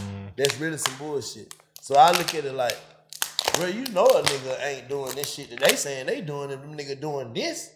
Right. These folks getting money, they on tour, they cause we got people right now that's getting fighting big charges that we know they got money to the ceiling and they don't mean a nigga did. Them niggas coming home and they fighting for their freedom. But niggas will come home. They're overly but then they got, home, but then they got some. But this is some alleged shit from fucking 15 years ago. Okay. Yeah, we ain't got no hard. Okay, but y'all not from where I'm from. So y'all thinking I'm talking about who y'all think I'm talking about, who from here. Y'all not from where I'm from with somebody who I'm super plugged with, who, as of right now, he not coming home for the rest of his life. You heard me? You talking about murder? And if he ain't commit that, then he need to be freed ASAP. You heard me? So y'all not from where I'm from to say, oh, nah, ain't no way, da-da-da. Because, hey, this somebody that was on. This somebody that, and they got other people. They got other people that did time, that's doing time, that, come on, man. Like, people that was up, that it's like, man, you was up. Why you was still doing that? Like, so do you believe? Do you feel like some niggas is who they nigga? Do you feel like a nigga shouldn't be able to make a mistake? Some niggas just ill who they is though. I ain't talking about that. I'm talking about these niggas who you know these niggas ain't really doing shit. Hey, I think we all entitled to make mistakes. I think we also gotta recognize that there's consequences for our mistakes. For sure. So that's my answer to your question. I'm not sitting here acting like can't nobody make a mistake, man. I make mistakes every day. You heard me? And the next time I come on here, Lord willing, we could talk about all that. Because I don't never want people to try to hit a man of God or somebody that's trying to just make this world better with that boy think he perfect or he act like he don't never know. What? We all entitled to make mistakes, but we gotta recognize, sweetie, that depending on what kind of mistake it is, it got a different type of consequence that come along with it. Yeah.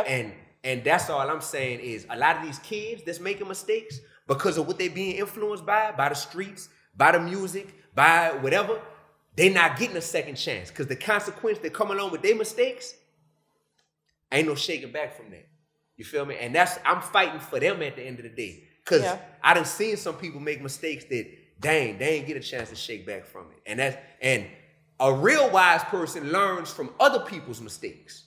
So we need to start teaching people how to look at the mistakes that's been made in society and be like, oh, you like that person? Oh, you like them? Well, look at some of the mistakes they made along the way and learn from that so you could be even better because of that. What do most parents tell their kids? I went through this stuff, so you ain't got to. Right. And that's as OGs in hip-hop culture, or people that made it in hip-hop, because we done made it at this point to a certain level, that's our responsibility. I went through this stuff so I could teach y'all a better way to not have to make some of the mistakes I made. I get it, man, but why you gotta shake your head? These niggas ain't listening. The niggas who trying to do that, they feel like you a hater, you in the nigga business. I ain't the nigga who finna force nothing on no nigga. Right. I tried that shit. I tried to be the nigga. So learn through me. If you can't see that this nigga is a different nigga that elevated itself, learn through my actions. I can't preach nothing to these niggas. I don't give a fuck. Do what you want to do. Just stay the fuck out my lane. Yo. That's just how I feel. You know what I'm saying? I can't, if you change through, like, I can't, like, when I say certain shit, I'm just telling you, I speak from experience. I speak from me. I speak from shit I've been through. When I say certain shit, it might sound like I'm talking about somebody else. I'm speaking about just environment and shit that I see. So if you learn from that, cool. I ain't trying to push nothing on the nigga. It sound like, with you, D-1, sound like you trying to push on the nigga and you get, like, and you feel away because niggas don't get it. Cause that's what the disconnect come in. The feel away part, dog. You be talking some real stuff, dog. I feel away because somebody don't get it. That's cap. I don't feel away because I'm not finna give up my joy. You heard me? Like, I live a blessed life. I'm happy overall. I feel away when I see the consequence of somebody not getting it. Like, that make me hurt, man.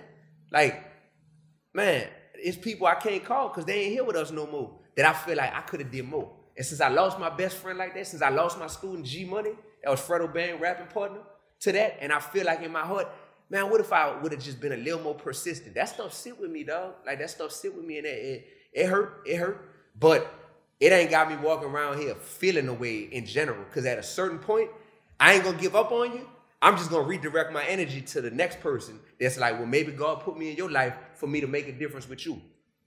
I ain't giving up on you, but I gotta redirect my energy, because if I stay focused on wanting to just reach y'all, I was like that when I first started rapping. I was like, I want to have the impact Lil Wayne had on my city, New Orleans, but just in a positive light. That's what I told myself. And I got frustrated when I realized the streets respect me. The streets is all like, man, we see D-1 and D-1 a dog on the microphone. He could spit with the best of them. They're just not receiving your message. But they're not receiving my message the way they loving what Wayne putting out there, loving what Doogie, BG putting out there, loving what Birdman, Juvie, Turk, the Hot Boys putting out there. And it used to get to me until I realized, man, I just got to redirect my focus. Because they got people over here in some different spaces that's loving what I'm putting out there. And I'm Lil Wayne for them.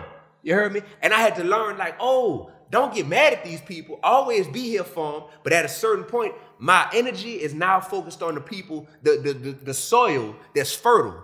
If the soil is infertile over here, that means I wasn't meant to reach you, but Jade was meant to reach you. Scream gonna reach you, you heard me? Like, God got other soldiers that's gonna reach you. Bank gonna reach you, because Bank did some stuff that I ain't did. I grew up around it, but Bank was probably doing it, so he gonna talk your language. Man, shut up, man. All right. But so I done been through that before, to where, no, man, I don't be feeling the way if cats don't get it. But what I'm not finna do. But I'm saying, you know, your passion sometimes can get in the way of, like, that shit can bring emotions. I'm just being real with you. Like, I used to be the same. Don't get it fucked up. I've been the same way. Like, listen, bro. I used to be around people, and I still do, like, call people and talk to them how I see them. And they don't see themselves that way. So it's like, I'm always got something to say because I see them as perfect. Like, you can be this. What the fuck? Like, I'm speaking to them like they ain't, and they may be doing their best. Mm-hmm. But I'm speaking to them like, you bullshitting because I see something else. I had to realize that. You get what I'm saying? That's what you saying with hip hop and with the world. You saying I see this shit can be better, but y'all just not getting it. And I used to do that personal to my people. Call it like, man, you bullshit. Like you them excuses. Why you ain't drop 5 videos? Why you ain't whatever? Yeah. You know what I'm saying? Yeah. But at the end of the day, a nigga taking that constructive criticism as in, man, this nigga always got something to say, this nigga always around, nigga ain't nothing good enough, ain't nothing. But you don't understand the way I see you. Yeah. And that's your disconnect. That's it, bro. You don't understand, niggas don't understand the way you see this shit. Yep. And you come out sometime as abrasive. You get what I'm saying? Great word. You get what I'm saying though? It come off as. But I respect him because I know we read him the same way. I know he mean well, right? It ain't like we said. We know it's not clout chasing. We know it don't come from a place of malice or nothing like that. We know he means well, but it's just that everybody has their own personality in here, and the way that we come off, people are gonna react to that personality trait however they want to react to it. That just is what it is. But don't change for nothing. Living your truth. For sure. Don't change for nothing. I'm just telling you how it's viewed. Yeah. Like, nigga, that's courage. That's courage what you do. Yeah. Like, because it got to be a kind of a lonely space because certain niggas don't want to, like, bro, I ain't in them niggas, man, I ain't, you know what I'm saying? But at the end of the day, nigga, that's what God calls you to do that. Fuck a nigga feelings. Yeah, he put me here to be a disruptor, bro. And just to disrupt stuff that don't sit right in my spirit because I'm knowing, like, this ain't of God at all right here, brother. Like, this ain't it, man. And for me to not say nothing hurts more than for me to say something and have some people looking like, man, why you saying something? So I gotta be strategic about how I say what I'm gonna say and how I do what I'm gonna do. But that's the problem, bro. Like, they always act like if you on some positive stuff or some godly stuff or some righteous stuff, they always act like you gotta tiptoe around everybody's feelings. But everybody that's doing evil and pushing out negativity, they don't tiptoe around nobody's feelings. They like, I'm a stepper, you heard me? And I'm saying it's bold, and I wish a nigga would say something about how I'm doing what I'm doing. That ain't fair. You don't get to be like that, but then the man of God or the woman of God got to tiptoe around this world and just say, okay, let me not offend nobody. Where they do that at? Good I ain't point. going Good point. Where Great they point. do that at, man? That's a great point right and now. that's what's happening right now is You say you need to say your shit louder, a little bit louder than them. loud. I'm making righteous noise, Bank. I'm making righteous noise, you heard me? I'm going to be, I'm making all that noise righteously. Because y'all used to, hey guys, please do the right thing. God loves you all. Come on, please go to church on Sunday. Y'all want that. Y'all used to that. Word? That ain't how, no. And I could go and I could make all that righteous noise and still not be on some, I hate you. Because it ain't I hate you.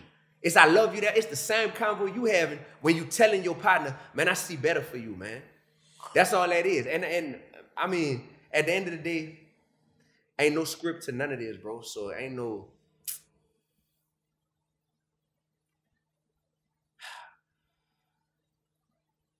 script, you know, it ain't no like, so yeah, I'm gonna do this, then I'm gonna do that. This ain't no calculated plan, bro. You just move. Go on my move. You hear me? You move when you move. Yeah. You feel me? In a genuine way too. Yeah. And it's like, I see it making a difference.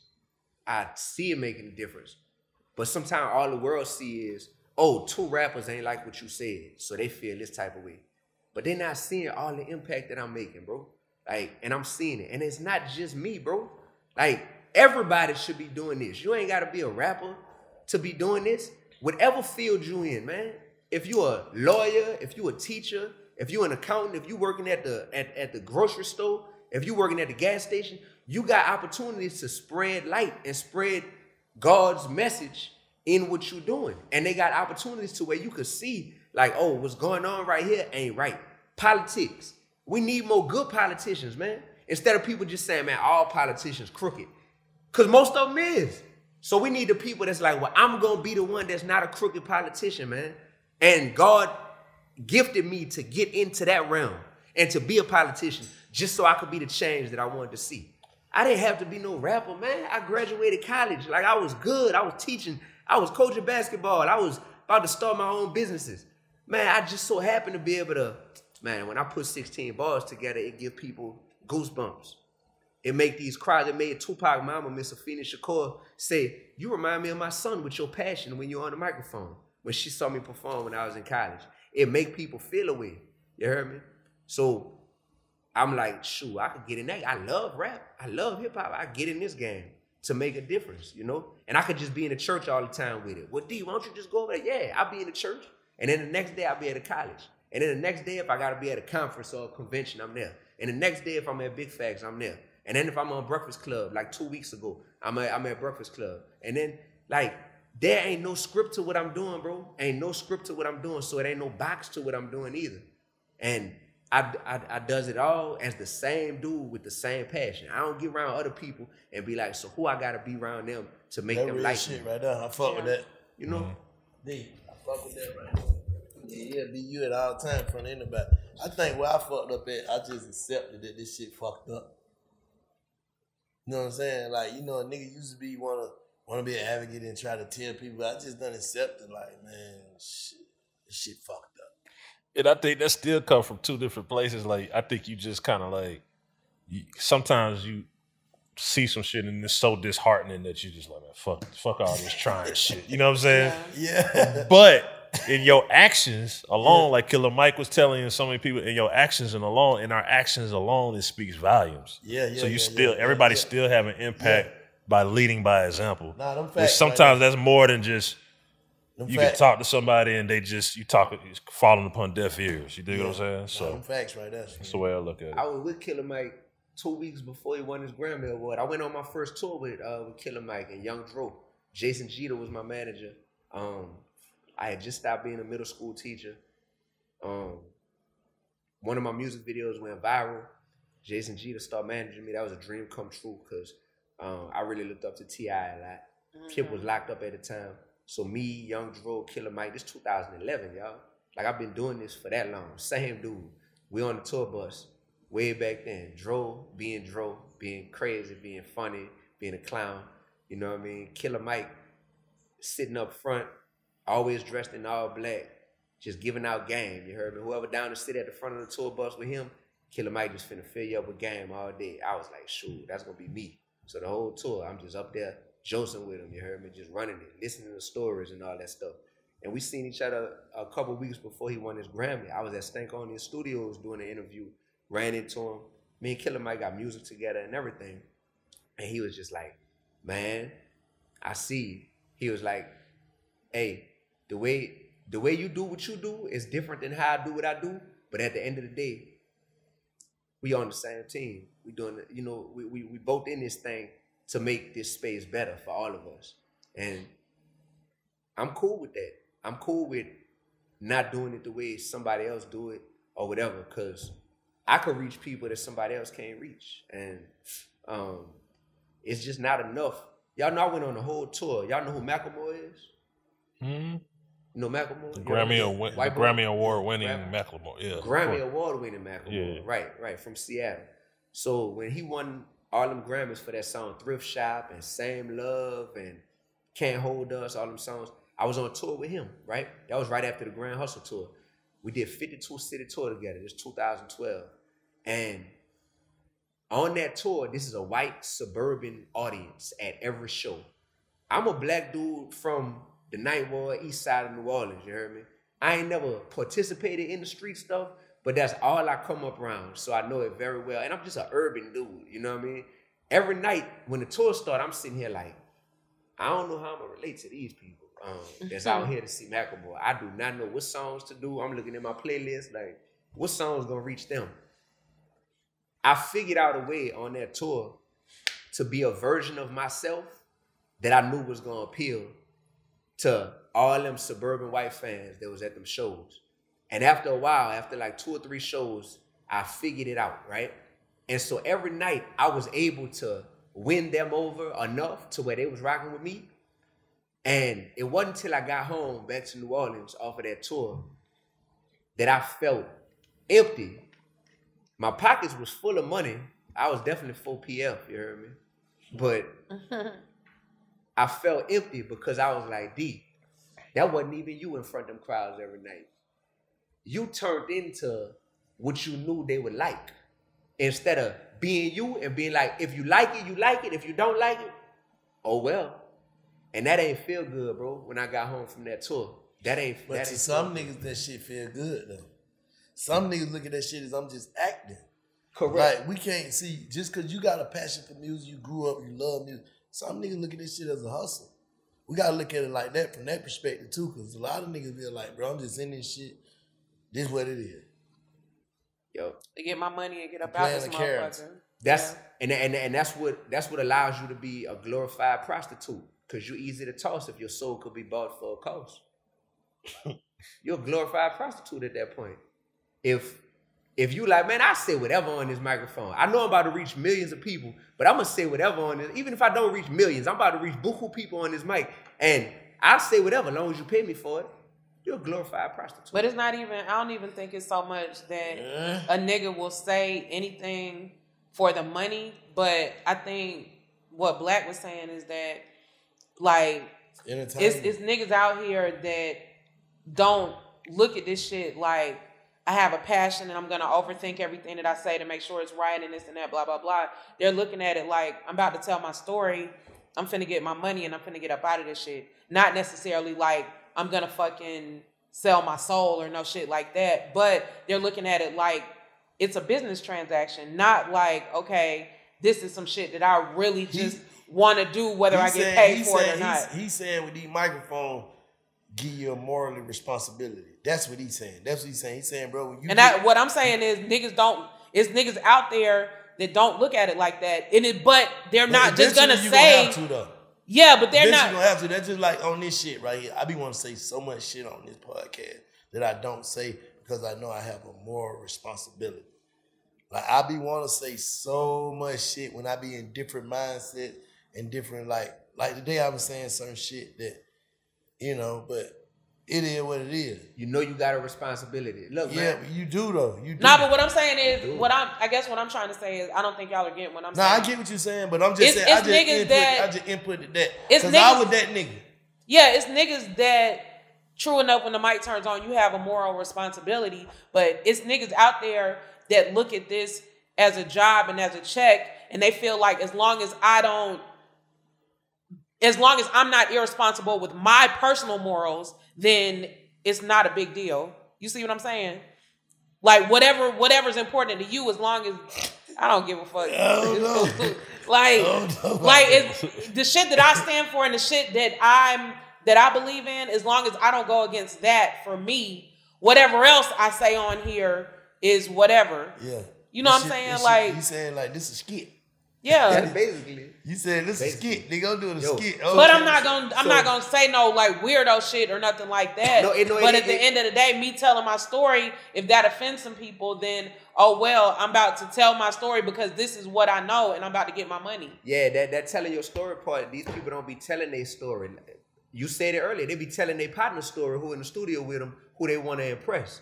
And they be like, man, this is what the streets want to hear. Or this is what people want to hear, so I'm going to do that. When you telling your story, I was with Styles P last night from the live. Ain't that creativity though? Ain't that creativity? Ain't that creativity? If I could take It's called lying. It's called lying. Nah, I don't think so. If you talk about no, you right what you're saying. But at the end of the day, it all boils down to creativity. It's like I can take stories that I heard and put them into words and make you feel it. A lot of niggas can't do that. They're still talent, right? Okay, so let's take creativity and couple that with moral responsibility, and you pour that creativity with the moral responsibility that you said we should have on the mic, and that makes beautiful art. Because creativity plus, hey, I got a moral responsibility, so I ain't gonna spin this story in this direction. I'm gonna spin it in this direction. That makes for morally responsible, beautiful art. And we've seen so many artists be able to do that it's just like, that's what we need more of, man. We got to show people that peace and positivity is profitable. People think that only toxic energy. Agree with that. Yeah, people think that only toxic negativity is profitable. Yeah. Man, we got to show them peace and positivity is profitable, and let me show you how. I'm trying to show people how right now, bro. In addition to rapping. So look, I put my album out, my latest album. I put it out in December. It's called From the Hood to Harvard, right? I I let my fans name their own price. I ain't put it on streaming platforms till February. Had it out for 2 months on my website, Dee-1music.com. DEE, the number 1, music.com. Let my fans go in there and name their own price. I don't want to tell you how much I made. I kind of told myself I might show them the screenshot or let them see the website. Brother, I did so well by doing that it made me realize I got to teach other artists how to build a connection with their fans the way I've been able to build with mine. Because when I gave the fans the choice, man, name your own price, you heard me? But you can come stream it, but get it directly from your boy. Get the art from the artist. I seen something that, like, it's still blowing my mind to see how well that went, right? They got people that paid up to $1,000 for my album. People, not one person, people paying $1,000 for the album, $500 for the album, $100. Even the people paying a 20-piece, all that. Thousands of people paying, naming their own price for the album, and I'm seeing this. Meanwhile, I put it on streaming platforms a couple months later. Yeah, a lot of people streaming it, but Apple and Spotify, man, them people pay us 1/3 of 1 penny. 1/3 of 1 penny for every stream we get. The math ain't mathing, you heard me? So it's showing me that if I have seen how successful I could be building my own fan base, building a real connection by being myself, and showing that when I give my fans the option, they show up like that, I gotta now show other artists how to do that. Show them how to do that. I just put a children's book out. You heard me? It's an anti-bullying children's book. It's a hip-hop children's book called David Found His Slingshot. I used to get bullied a little bit when I was in kindergarten, right? Eventually, me and my bully became best friends. I talk about it in here, how my real name David, about how I found my slingshot. Now, y'all know the story from the Bible of David and Goliath. David defeated Goliath using a slingshot. So basically, this book tells people everybody has a slingshot in life, and everybody got Goliaths or like ops, you know, like enemies that they facing. A lot of times it's not even people. It's stuff like racism, oppression, you know, depression, anxiety, poverty. The way to defeat your Goliaths is you got to find your slingshot, just like David did in the Bible. My slingshot is hip hop, man. That's why I'm in this game. I see that I'm anointed when I'm in this space, whether I'm speaking or rapping. I see that I'm using my slingshot to defeat the Goliaths in this world. So whether it's being a rapper and being able to write a children's book, being a college professor, dropping albums, doing shows, public speaking, I'm trying to show people that, man, peace and positivity is profitable. People need to see that. Because a lot of people don't want to rap about this negative stuff. But they feel like that's what I got to do to make it. And I know they feel like that. I done been in the studio with them. And they like, man, you know that's what the people want to hear, man. We sitting here talking off the mic, talking about some real stuff off the mic. We sitting here joking, you heard me? We having fun, we laughing, we talking about real. We talking about, man, I just bought some property up here on the west side. Oh, for real, man, I just bought an apartment complex in Louisiana, da-da-da. We talking about all this. Soon as the engineer be like, hey, the beat ready, you come spit your verse now, that person get in the booth and kill 85 people in their song. Rapping about straight murder, straight red rum, you heard me? And I'm like, wait, that's the same dude that was just out here with me. We talking about some peace and positivity and economic empowerment. But they feel like, man, that's what people want from me, man. So when I get in there, I got to turn into that and give people what they want. You're going to give people what they want, they're going to lead you to hell. You give God what he wants, it's going to lead you to heaven. We got to make a choice.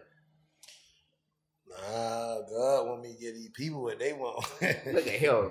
This dude here. You don't even believe that. You don't even believe that, brother. I do believe that in some cases. God wants you to give the people what they want? You think God wants you to give people what they want? I'm saying, when you're an entertainer, I'm looking from an entertainer point of view. I'm saying, like, God gave you that talent and you done touch a certain crowd. Now you got to sprinkle that growth in them. You can't just be straight. The Snoop Dogg again. The Snoop Dogg. Snoop Dogg. You got to sprinkle it in there until you get out of it. You can't try to leap out that shit. What? Oh, I'm about to really flip the game on you. What if God was like, would I rather more than what I would really prefer more than any of that is if you wouldn't have started out on that path in the first place. So we talking about Snoop and why? But the reality is that they did. If he came up in Long Beach and this is what he came up in, and this is what he reported, that's his reality. Yeah. Till he saw the world and maybe he was enlightened. Yeah. That's what I'm saying. You could be led astray, or you can be led into righteousness. That's my personal belief. So when it comes to a man that this is gonna be a tough example because I know you believe in polygamy for sure. You like we all need to be out here concubines. I want to believe in it, but I can't. I'm married. All right, you married. Why? Check me out. So this is a good example for all three of y'all. Look. If you was out there cheating on your wife, y'all took vows to be faithful to each other, right? And if you knew that was wrong, and if eventually it was like, yo, I gotta make a change. Is it right to say like, man, the best way to make a change is I gotta stop cheating cold turkey. I'm gonna stop cheating all at once. Let's say you had 5 side pieces. I'm dropping all 5 at once, or is it like, all right, baby, I'm gonna do better. I'm just gonna have 4 side pieces. Then we're gonna decrease 3. No, I'm gonna knock 2 of them hoes off our back line. I need 3. Then to get down to the ace in the hole. Get down to the ace in the hole. You get down to the ace in the hole. Man, shut up, man. Bro, you a hell of a nigga, bro. You get down to what, bitch? Bro. In Atlanta? No, just talking shit, but for real. Bro, you know that the best way to change would be like, man, I gotta go cold turkey when it comes to this stuff to really change. And I just feel like in the rap game, we be content with like, yo, this person ain't as bad as they used to be. I can't agree with that. What you mean? I can't agree with that. You don't think it's confusing to people? I can't when they like, wait. Because at the end of the day, sometimes you glorify killing people. Other times you glorify. Before I could go vegan, I couldn't just go straight vegan. You know what I'm saying? I had to cut back on red meat first. Then no beef, no red meat. Then no chicken. I went pescatarian, then vegetarian, then vegan.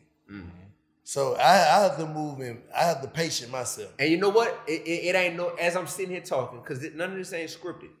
In real time, it ain't none of our job to, let me think about it if I want to say this. Yeah, I gotta graduate to shit. I don't know. That's just my character. You gotta respect the journey. Yeah, I gotta go on a journey because I don't know if the vegan shit gonna make me sick or not, even though it's the best choice for me. But so I think I just figured something out. Did you crack the code? I think so. We gotta respect everybody's journey. I totally agree with that. Here's where I might feel different than y'all. When other people, masses of people, thousands, maybe even millions of people are a part of your journey because you are a public figure, at that point, I feel like we gotta apply the principle to whom much is given, much is required. So maybe a dude that's like, hey, the only people being affected by my journey with my weight, I'm trying to lose some weight. Only person being affected by my journey is me. So I'm going to go, red meat to, okay, no pork. Okay, one step at a time, eventually I'm vegan. But at the end of the day, I get what you're saying, but at the end of the day, it's just like you just said Jesus earlier, right? You know how many nigga went to Chang and listened to that Jesus? Selling that dope? And you know how many nigga didn't? You know how many nigga got money and went on? It's going to be casualties to this shit. You know what I'm saying? It's fucked up to say, but it is. Bro, on your journey, that's what it is, because you're going through it. It's a tough reality. What you're saying is real. It's a tough reality. Because I know them casualties. I know some of them casualties. Me let's too.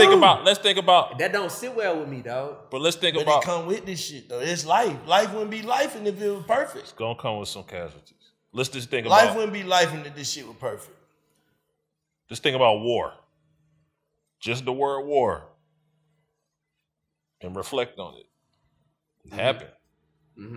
Did some good come from war on the back end? Did some people heal? And sometimes, okay. Sometimes they do. But it's not something that I've accepted as this is how it has to be. But the reality is this is how it is. That's what you're saying. So since we're at war right now inside of hip hop, we're at war, man. We definitely at war. I'm just telling people, pick a side. What side do you want to be on in this war? They done picked it. But you know what the problem is? You trying to get them to come over here. That's what you trying to do. Nah, you know they already picked their side. It's a lot of people. You're right. Some people have picked their side. And I realized that more people haven't picked a side. There's more people that feel like it's normal to be on both sides of the war. Let's cry when Nipsey Hussle get killed. Let's cry. No, better example. Let's cry when Young Dolph get killed. But when he's alive and he's rapping about or involved in street beefs, we not opposed to it. We not trying to advocate to get that stuff to stop. we a record label. We eating off of these beefs that he got. So we ain't trying to get him to stop that stuff. We ain't trying to intervene between him and whoever his ops is. Like, we letting that egg on, but then when he died, oh man, we gotta, come on, man, we gotta do better. This is what Charleston White was saying, even when he was here. Like, this is what he's saying. Like, I guess the character versus the person. Like, the character, the rapper, the person that rapped about this, that, and the third. But then there's the person that may have done these noble acts. So it is a touchy space. There you go. But it's all entertainment to me, though. Man, you know. But I always say that to you because you're strong. You're strong-minded. You have strong. You're strong-minded. I'm telling you, the majority of people out there. So what we need is, bro, they got people that think instead of trying to get the rappers to change, we need to preach to people to get their mind stronger. That's what I said. That's what I said. Yeah, not the rap. But you can that's gonna get you in a beef. No, you can do two things at once. This is not about beef. I don't want beef with no rapper. I'm just telling you. I don't want beef with no rapper. But I'm also not finna bite my tongue to stuff that it's like, hey, you could do better than that, brother. You could do better than that. You almost 50 years old. But nigga like, bro, who the fuck is this nigga talking and to? Guess what? And guess what? They talking. How nigga be thinking like, man, the fuck wrong with this nigga saying my name? So that's what it is. So just because it's ego, like you said, it's ego. For sure. But who don't got ego though in 2024? There you go. Well, every man got an ego. Like, bro, who the fuck is this nigga think he get? Because once one nigga get away with playing with you, that's when then you got a whole goddamn fuck bank campaign going on. Gotcha. Yeah. I think that more people have not picked a side because it's become normalized for us to just be lukewarm. And lukewarm is like, I ain't all the way on this side or all the way on that side. I just kind of want to exist in the middle. And I know that we were not called to be lukewarm like that. But because that's the normal state of things, I've been neutral. Yeah, neutral with stuff. My thing is like, at a certain point, reality gonna hit home for everybody to where you either on the receiving end of the negative side of this stuff, or you close to somebody who was on the receiving end of that negative side of stuff. Mm-hmm. And at that point, that should be our wake-up call, our light bulb moment to say, man, hold on, man. It's a different way that we could go about this. It ain't about canceling certain people. It ain't about saying, I can't listen to hip-hop at all. But it's a healthier way that we could create it and consume it that's going to be better for everybody in the long run. And we got to have difficult conversations. What we having right now is difficult conversations, yo. And these difficult conversations get people, man, there's going to be people blessed by this, man. I don't know, you know how the internet is. If it ain't no controversy, it might not do the numbers that it do if it's like, oh, that boy went on there and just went guns blazing, calling this out and da-da-da. But the people that's going to watch this stuff, man, this is the type of convo that it's like the world need more of. You feel me? And that is how we ultimately grow, because I don't believe that none of these people are evil. So anybody whose name I ever said, I would love to sit down with them. Now, if they're like, nah, I don't want to sit down with you because you said my name, you might have made me look bad on the internet. I don't want to sit down. All good, brother. I ain't tripping on that either. But ultimately, you wasn't just going to respond if I sent you a DM. You ever said somebody's name and you felt like I said that in the wrong context? Oh, that's a great question. In the wrong context. Like after you look back at it like, yeah, I should have probably said it like that. So when we talking about a few months ago, me being on Sway in the Morning, and I mentioned Meek Mill, Rick Ross, and Jim Jones' name, I said it in a passionate way, and I simply said like, yo, come on, brothers, I love y'all too much to not be honest with y'all, bro. Like, y'all could do better, man. Y'all could do better than this. Like, the messages that's being glorified in this music, like, come on, we could do better than this. Yo, I'm gonna tell you this. I don't think I said it in the wrong way. Right now, guess what's happening? Right now, if you open your phone, DJ Academics is going at it with who? Meek Mill. And guess what? DJ Academics is basically saying the same stuff that I said to Meek Mill. Let me ask you. But he going about it in a way that's like, act. Like, dog, you really want smoke with Meek. You know what I'm saying? I don't want no smoke with Meek. I look at Meek as a brother. Every time I go play basketball, I wear his shoes, his Puma shoes.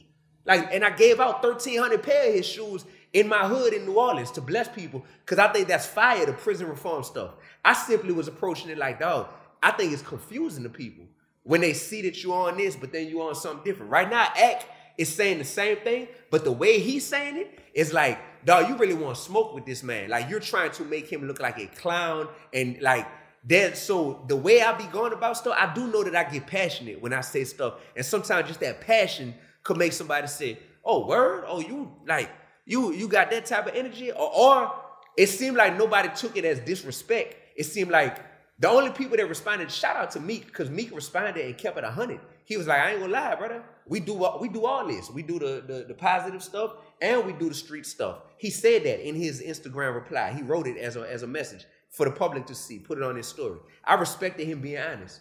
And just like I could call something out, I also supported Meek when he helped to get that bill passed in Pennsylvania a couple weeks ago. And I posted that. If I'm gonna be public about saying you could do better, I gotta be public about cheering you on too, right?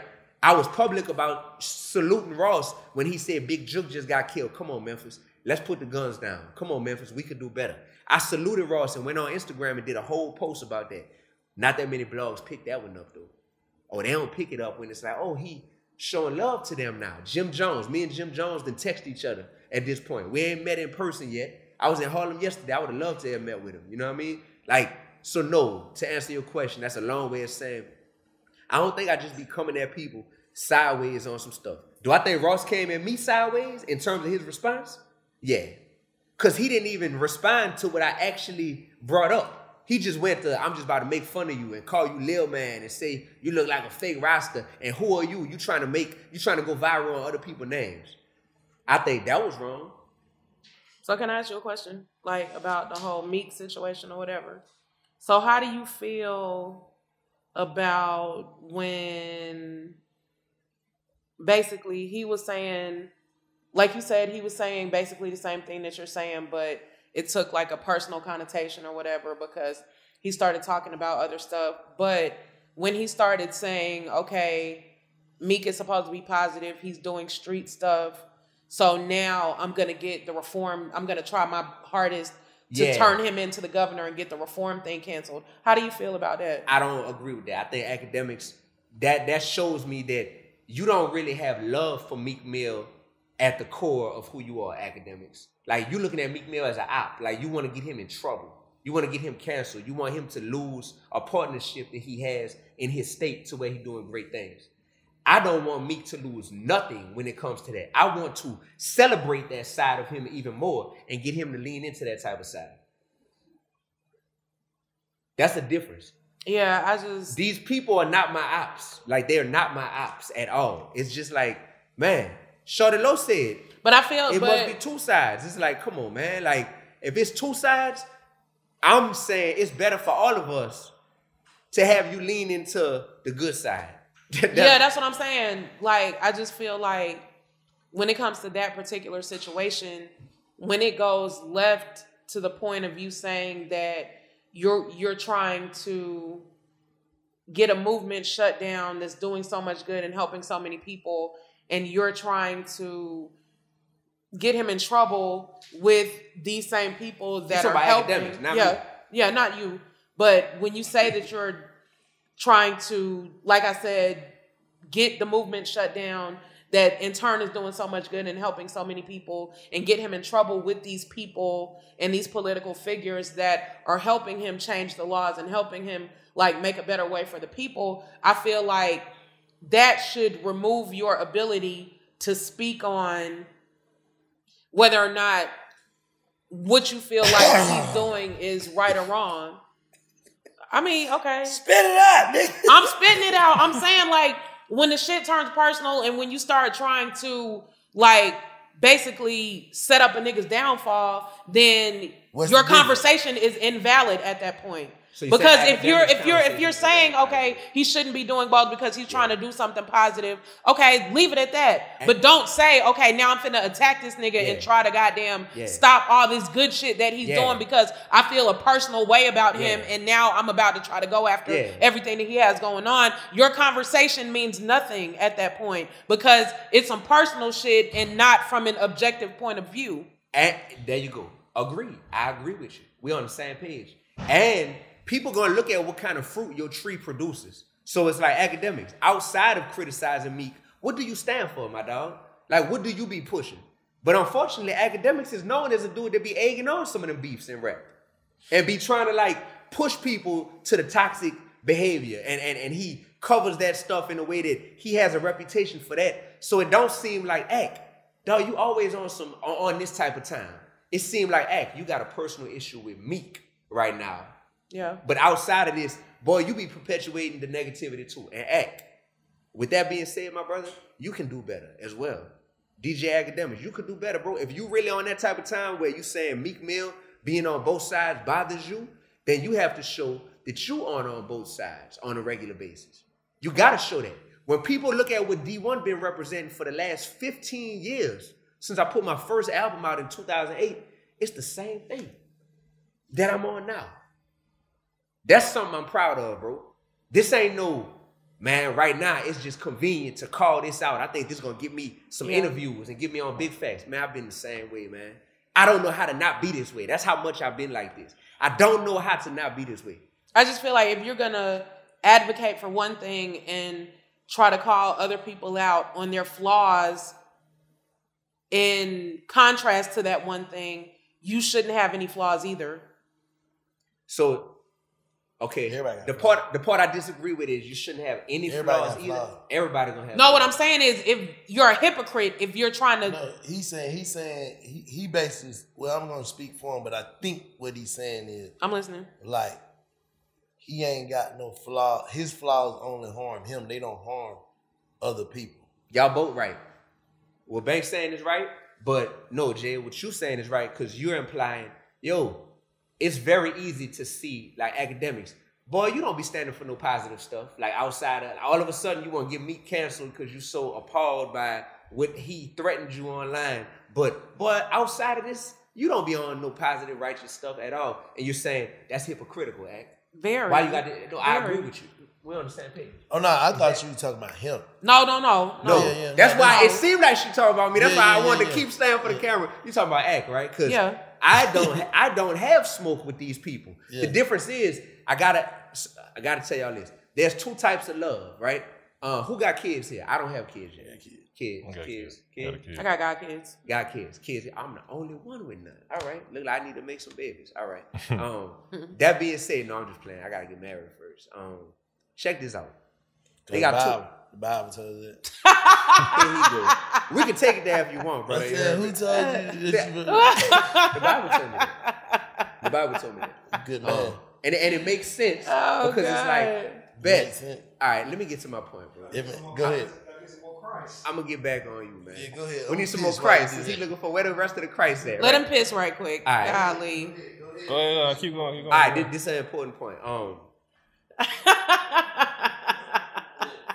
What I was about to say, we're talking about having kids, and did the Bible tell you that to wait to marriage? Yeah, before kids though. We were talking about the hypocrisy in certain situations. The hypocrisy in certain situations. So, like the pot calling the kettle black, basically. Basically, all right. And I was talking about, Oh, there we go. I got it. Yeah. All right. There's two types of love, right? Mm-hmm. There's something called affirmative love. There's something called transformative love. Right. Affirmative love is because I genuinely love you, Jade. I'm looking for anything positive that I can say about you. Exactly. Like, man, your hair is so fire. I'm loving the braids. I'm loving these kicks. I'm loving the Nike socks. You heard me? I'm loving the nails. I'm affirming you, right? Right. That's one type of love. But transformative love, Scream, is when you say, I love you to the point where I'm going to affirm you when it's time to, dog, you a beast on them ones and twos. Like, you this, you that. Give you compliments. But because I'm practicing transformative love, I'm also going to love you enough to tell you when you could do better. That's right. Because I want to see you be the best version of yourself. Mm-hmm. Yeah. I'm practicing transformative love inside this culture. But because of egos sometimes, and just because of a culture that don't take well to anybody saying anything about anything, they feel like, oh, you said something about this person, or you said something about this topic, you must got smoke with them. People want it to become that. Then you got people like the Academics and Meek Mill thing that come along, and you clearly see, that's not transformative love that you're practicing with Meek Mill right now, dog. You're not truly trying to see Meek get better. you got issues with Meek. You know what I'm saying? Yeah. And that feels different. So for me, I'm like, I'm not coming in with none of that type of energy. I'm not. Well, you're my brother, but this Go is ahead. the story of Jesus. He walked amongst the thugs and the peasants. And what he didn't do when he walked amongst the thugs and the peasants, my good brother, is he didn't become so much like them that they would have. It's 2024 though, bro. This shit done been remixed. You gotta meet these people where they at. He didn't become so much like them that they had more of an impact on him than he did on them. I'm gonna tell you everywhere something. Jesus went, when he left there, the people were more like, dang. You see what happened to Jesus? They crucified him. They You see what happened to Jesus? They crucified him. Yeah. They went on ahead and hung you up, bro. You really ain't about that. A nigga, you gotta meet these niggas where they at. Who really ain't about what? I'm just saying, a nigga, that's how them folk felt. Fuck all that. Hang him up. And that's what. Oh, so you believe that happened? I'm saying, whatever they say happened. Do you believe that happened? I don't know. Did it say it in the Bible? Do you believe that? Yeah, it said in the Bible. Okay, so you believe the Bible, right? Do you believe? No, I'm asking you right now. I don't know what happened. You using it as an example though, so you can't use something as an example, but be like, but I don't even know. I if believe that happened. You believe that I happened? believe that happened. That's all it takes to be a Christian is to believe that happened, and to believe that God created Jesus, sent him here so that can happen. That's what I don't believe that Mary got pregnant on no virgin shit. as a virgin. I don't believe that. Why not? Just How? because you ain't never Not seen a long virgin this bitch get been lying, pregnant. man. I don't believe that. You don't believe that? I don't believe that. But how is that scientifically possible? That yeah, I It's don't believe not. It's Which never happened implies again. that the baby that It's came never from her happened womb again. is not. It's never That happened means again. that she So you snuck think- and fucked Hold off. up. So you thinking my wife get No, pregnant right Jay. now by another nigga and she don't want me to find out she would say she finna have Jesus. We almost there. Hold on. We almost there. Listen. We almost there. And you talking about it go to her grave. Listen. We almost. Did they there. have milkmen back then? What is you talking about? Oh, sweetie? man, What what? you said? Did they have milkmen back then? You asking me like I was alive? I'm trying to Brother, tell I'm you. just saying because Hold on. that could have been the pattern. Hold on. How Hold we on. get back to that though? Let's start back why we got back to that. All right, hold on. The part about a virgin being able to have a child, exactly. It proves that this child and this whole way that this baby came about was not of this world. Because if it's of this world, a dude would have had to get her pregnant. So basically, her baby was you an believe- alien. Not an alien, a god. A divine being. So you believe That's David what- Blaine So a be divine levitating? being, Hold on. but a divine being isn't human though, right? A divine being came down here in human form. Come on now, it got to be one or the other. How we bro. able to kill you? It got to be one or the other. Hold on. How we can kill That's why you? there's only one Jesus. It got to be one or the Listen, other. No, listen. but Jesus is gone. He's out of here. So we can't even use him as an example anymore. That's what I'm saying. Exactly. That's why as a Christian, and I know Scream probably like, but this other religion says this and that, and I really respect how you done studied everything, so you're like, yeah. But as a Christian, I'm saying, that's what we're saying is that exactly. That's why there ain't no other prophet out here that's why when Kanye said he's a God, boy, you better stop all that. No, there's no other prophet because there are no other pregnant virgins. virgins. Huh? There's no other prophet because there are no other pregnant virgins. Exactly. There you go. But was there even So really hold on, first pregnant hold virgin? up. Yes. So what? If you Hold on. believe Let that me Jesus ask you this. The answer is yes. If me you ask don't you this, believe that D-1. Jesus existed, then the answer is no. D-1, let me I ask think you you this. believe that Jesus did exist. So if you believe that, But I just don't think. We don't believe that he in was this. immaculately conceived. D-1, let me ask you this, bro. Let me ask so you why this. would they cover up who his daddy was? And why? You got to ask the lady. Ask Mary. Thank you. Yes. But why the Bible talks about other people that was known prostitutes and people that was like living their probably life. good faith. And But they had Mary on a pedestal. They had Mary on a pedestal. Yes. So why would they choose Mary out of all women to be on a pedestal? Why? Good faith. She's been on there. She was on the pedestal before she became an alleged fucking pregnant virgin. Hold on, let me ask y'all this. Mary wasn't popular before, D1, please, let me ask you this. Nobody was checking for Mary. Mary wasn't like some big dog. Mary was like Rosa Parks. Mary was ducked off, and that's why she had something to hide. There you go. Just because somebody Bro, not hold outside, on. Bro, before I forget Come this. on now, let's think about Hold on, it. Jay. Go Hold ahead. on. D1, please, sir. Let me ask you this question. You gonna make me forget the motherfucking question, man. That's her. That ain't me. That's her. Listen, man. That's her. I'm coming back on here, man. Come on, man. If you think, let me ask you this, man. Damn, man. I don't hate when I do that shit. Come on. Hold on, don't look at Black. Just take your eyes off of him. He'll remember in just a second. Yeah, y'all go ahead, man. Damn, man. I've been trying to get this nigga attention the whole time, man. if I'm looking at this queen right here, and if I'm talking to her, just don't say Grand Rising because I'm not a biscuit. You're not that. No. All right. Right. Y'all crazy, man. Oh yeah. Why Mary wasn't?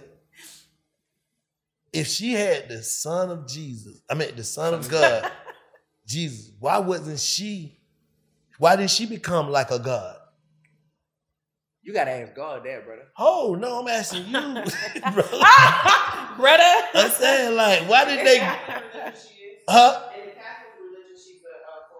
I'm saying, why did we glorify? She's a saint. Why didn't we glorify her more? Like, she should have the touch. Like, my mama, Barbara, right now, she feel like she the motherfucker because she had me. Because she had you. Shout out to Miss Barbara. That's yeah, gangster. she feel like, man, my son. That's how my grandma feel. You get what I'm saying? My grandma too, bless her soul. Yeah, same here. Why Mary ain't really get no clout off that? Like, she got clout, brother. She got buku clout. You just had Jesus, and they killed your son, and you still here. But her word don't count no more. Like, why we ain't I think her word might not count because niggas know how she conceived Jesus. What? You a conspiracy theorist. That's what you is. Me too. I just want to make it make sense. Like, I just think of, like, how these women need these days. Like,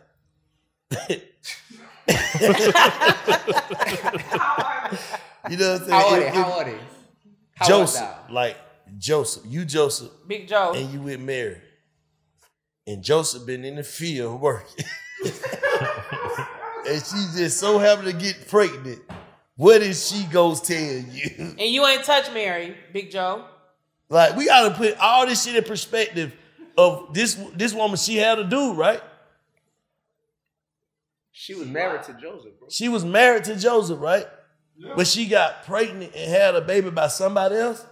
What is she gonna say? Like, how are you internalizing that, Big Joe? Yeah, you calling me Big Joe? No, say Joe. No, you were Joseph. You're Joseph right now. Would you damn what you believe?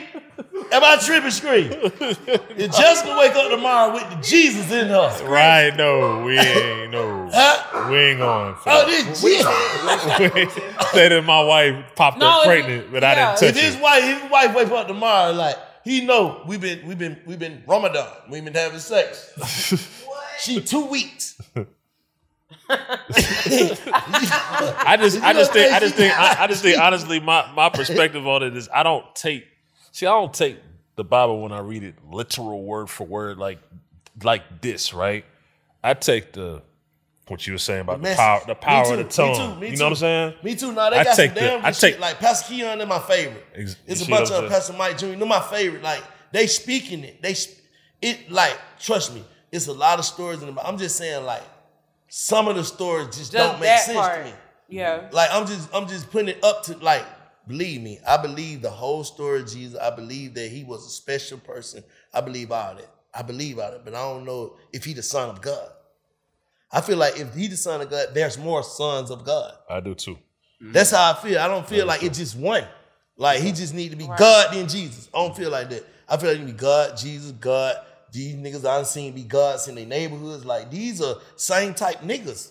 They may not just be reaching the same type of people. I think he was a son of God, but I also think I'm a son of God. You're a son of God. Thank you. That's what I'm saying. Like, that's like, God has a long lineage. It's not just him and the niggas. I don't know that Mary just had this. Like, I don't believe that. You know what it is too?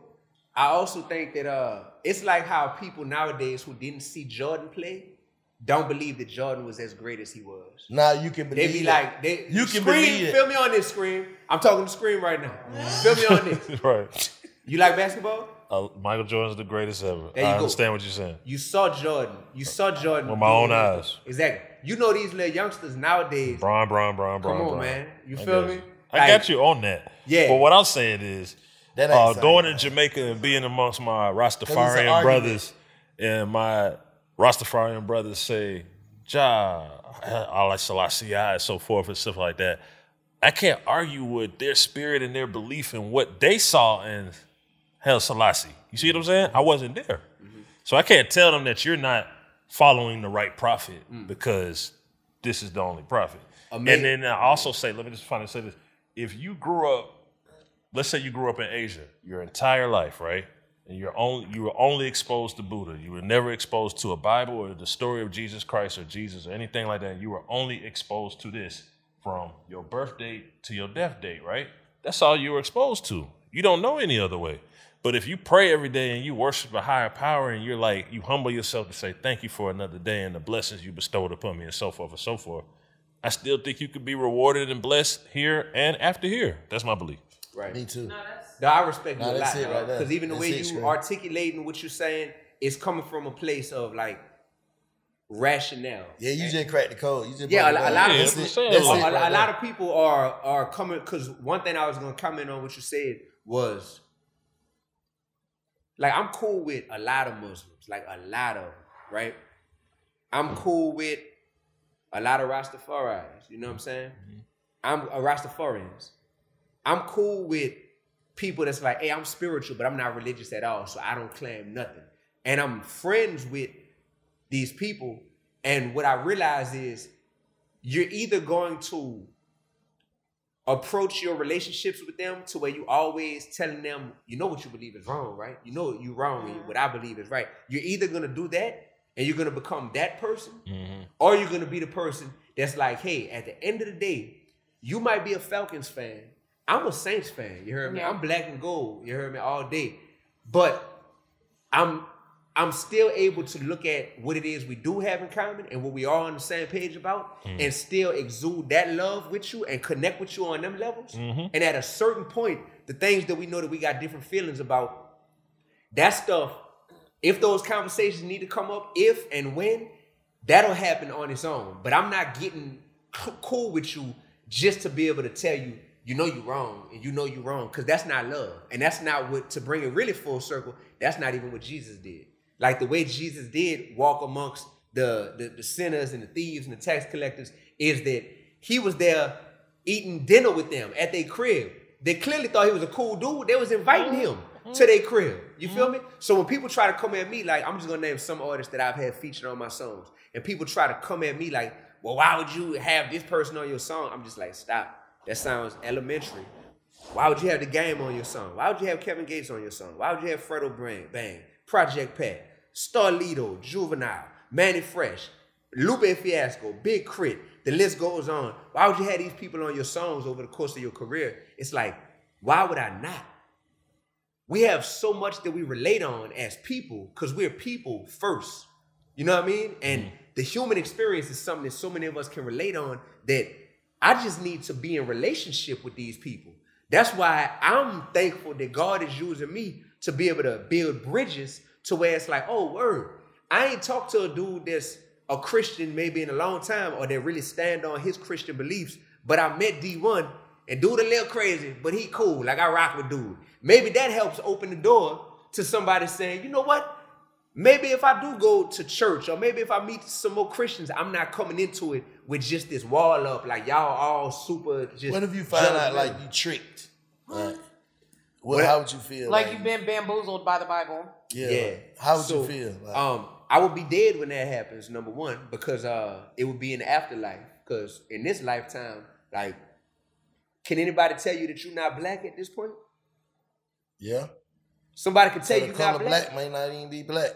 The color black might be caramel. Rabbit hole bank now. Okay, so you saying that's possible. Shit. I feel like you was the student in class who always, if the teacher try to make an example, he like, I'm going to go against the point I know you're trying to make just so you can't make it. But can somebody tell you, Scream, that you are not a man, that you're a woman? Nobody can convince you of that. That's how firm I feel about my belief. Nobody can convince you of that. Now, you're right. There you go, the man part. Man, the woman that can. That's how firm I feel about my belief in God and about my belief in Jesus. To where, yo, if it do come out, then it's like, oh man, you got bamboozled. Guess what? I ain't gonna be here to find out. I'm gonna be in the afterlife anyway, and it's gonna be like, oh, it's too late. Cause that ain't happening while I'm here. I can dig that. You feel me? Nah, I feel the same way though. Yeah. I ain't saying that. I just don't believe nothing that they told us before we know. So how you know that your parents are your parents? You didn't watch them have sex. and create It you? was somebody that Random vouch, thoughts? though. Somebody who was in the room. You know what I'm saying? Somebody that vouched that this lady had me. You know, that's why like I said, I believe it should be mandatory that you get a DNA test for your father. Because your mother have you and your father get a DNA test, them your parents. So what about your great-grandparents who I'm assuming they no longer here with us on earth? So at this point, to believe that your great-grandparents was really your great-grandparents, you got to go based off hearsay, word of mouth at this point, because nobody who was alive when they was alive is still here. But you believe that? At least somebody put us on the wrong last name. Where are the crises? At least we got the fake last name. Again, I don't think that. Brother, when did last names even get made up? If you want to really keep it gangster, when did that even start? Last names? At least I know somebody that know your great grandma. I know somebody that knows somebody. They used to be around there with them folks. You believe in dinosaurs? Yes. I do. Y'all know anybody who ever seen a dinosaur? Yes. Who? A nigga who knew a nigga who knew a nigga who knew a nigga who knew a nigga. I can't ask questions to him. I gotta ask questions over here, and we just let you jump in every now and then. A nigga who knew a nigga who knew. Cause get what? The only reason why we know about dinosaurs because a nigga told another nigga who told another nigga who told another nigga that they Like on some telephone shit. and they got bones and shit, right? Fossils. Just like they got historical artifacts verifying that, oh no, Jesus definitely was alive. Like, But he's not. He again. We not he didn't saying say he that wasn't Jesus alive. wasn't. You just saying I'm not that. saying it's made up. I'm saying, listen, if I wrote a Bible, if 12, how many people wrote the Bible like Matthew, John? How many people were? I don't know. If all my niggas wrote a Bible about me, what the hell you think they gonna say I was, man? They gonna chances are They're All gonna be my niggas. They're gonna be biased. but they gonna all have a different account of who you were because they experienced you in different ways. It don't matter, but they still gonna these my niggas. I'm saying, But 12 why would they choose you to write the whole Bible based on? because I was special. You don't think you special? Take 12 of your friends right now that believe in what you do, or 12 of your followers, nigga, that really fuck with you, to write a Bible. I think they would rather write a Bible about themselves before they wrote one about me. No, bro. Who you gonna love more than you love yourself in this No, world? you're not Nah, understanding what I'm saying, bro. You don't know how you touch people, bro. yeah. You can touch niggas in ways that is unexplainable, bro. Brother, if you had a chance to write a book on anybody in this world, No, bro. King James came to 12 niggas. Hey, I'm writing a book about the boy David, man. I like him. Hey, yo, tell your best stories. But King James liked David literally though. No, but I'm saying, tell your best stories. okay. How the fuck you think that's gonna come out? It's gonna come out amazing. If they telling their best stories, why wouldn't it come out of me? So did you think they came to them folks and say, tell your worst stories? First of all, I don't think King James had a meeting with everybody. Whoever did the books, whoever got the books, whoever did the Whoever Bible. wrote the book, I'm saying whoever wrote the Bible and put it all together. People We like got Paul, stories. right. If everybody in this room who I work with and whatever, they're gonna tell the good times of Bank. They're gonna tell all the times I made them feel. They're gonna say, but sometimes he be glitching. Sometimes he did walk amongst the prostitutes. They're gonna say all of that shit, but they still gonna say who I was and make me a special person because I am a special chosen nigga. I did some incredible shit in my lifetime, just as a regular street nigga. So they're gonna tell that same story as in the Book of Jade. What you think they're gonna sound like about Bank? The book of Shantae, the book of David, my buddy David. These niggas gonna tell this nigga's a hero. Right. So you making a good point, but allow me to make one as well. Go ahead.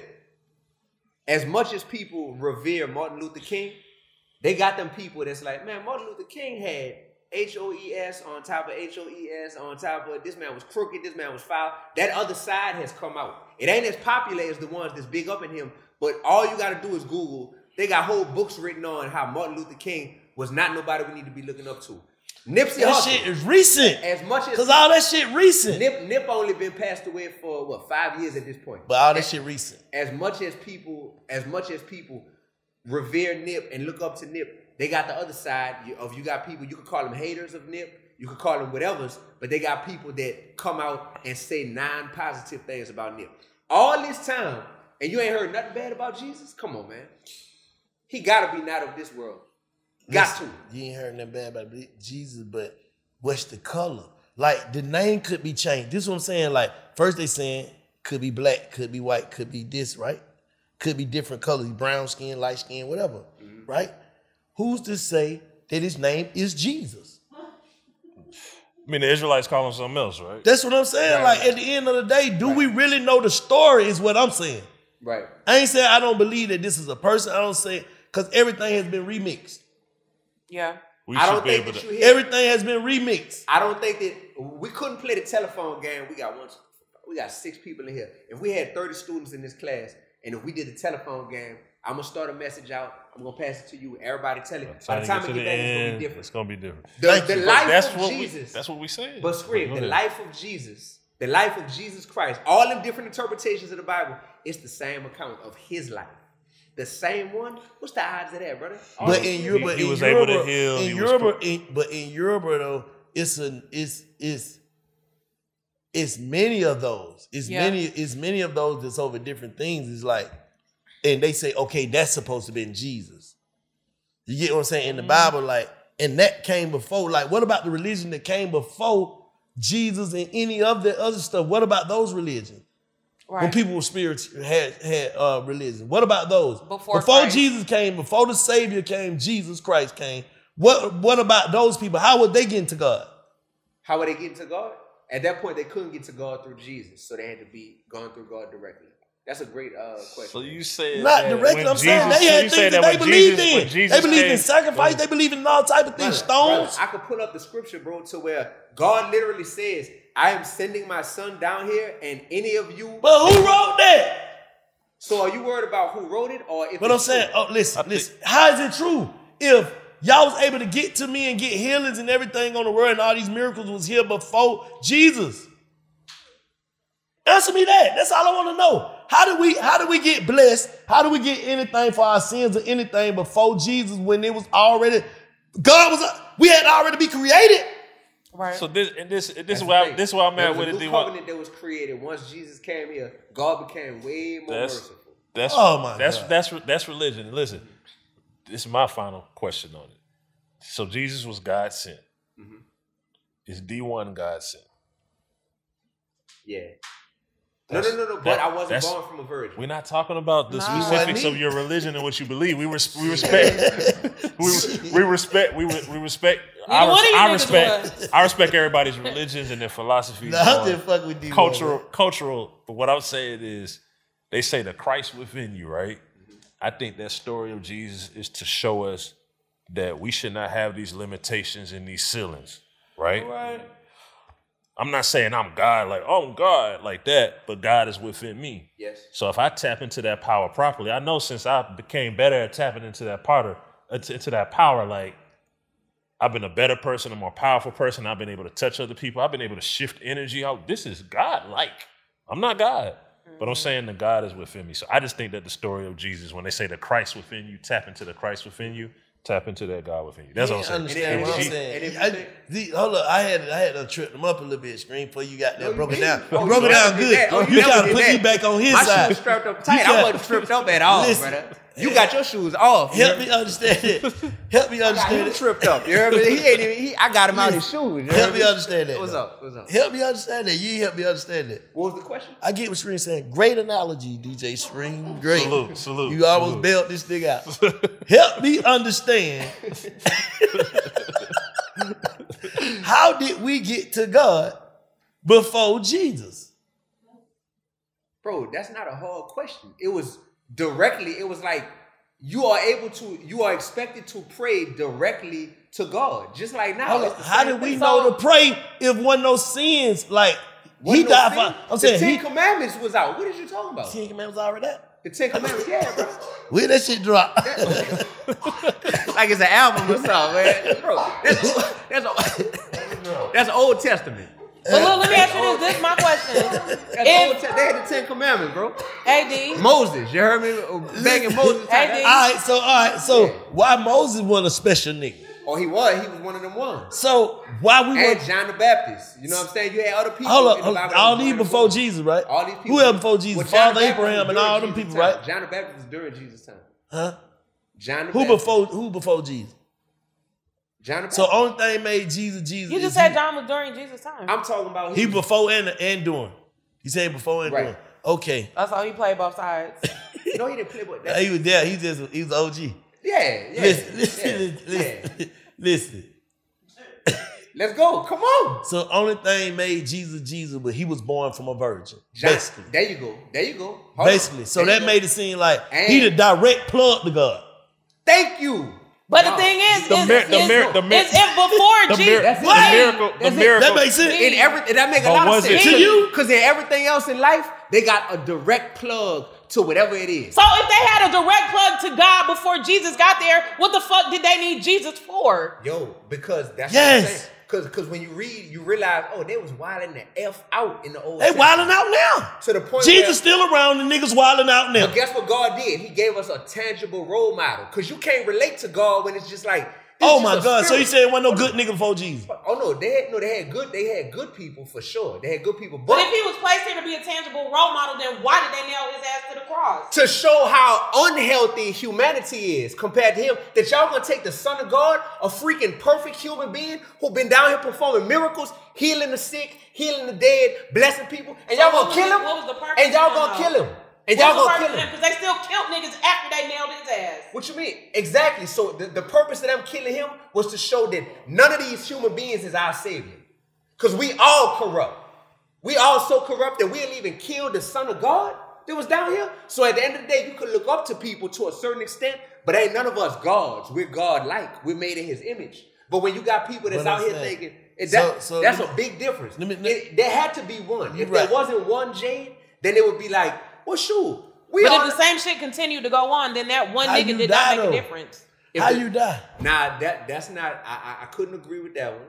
Why not? If the same stuff continued to go on, because not everybody after the time of Jesus is even believing or adhering to what Jesus preached. You got some people that's like, man, F all that. I'm finna go wild out, man. Take me to the strip club. Take me to the hood. Da-da-da-da-da. You got some people that's like, I hear all that message over here, but I ain't on none of that. You heard me?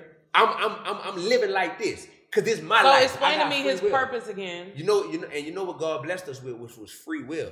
He loved us so much that he's like, dang, I'm gonna give y'all free will because ain't nothing better than being able to say, I want my left hand to move and I make it move. No, I want my right foot to move. I get what you said. But the problem with the free will is, ever since even Adam and Eve, with that free will, God will be like, look, y'all can do whatever y'all want. Just stay away from that tree over there. It's called, that's the tree of good and evil. It's in the Garden of Eden. Just stay away from that tree. But y'all got the rest of all this to do whatever you want.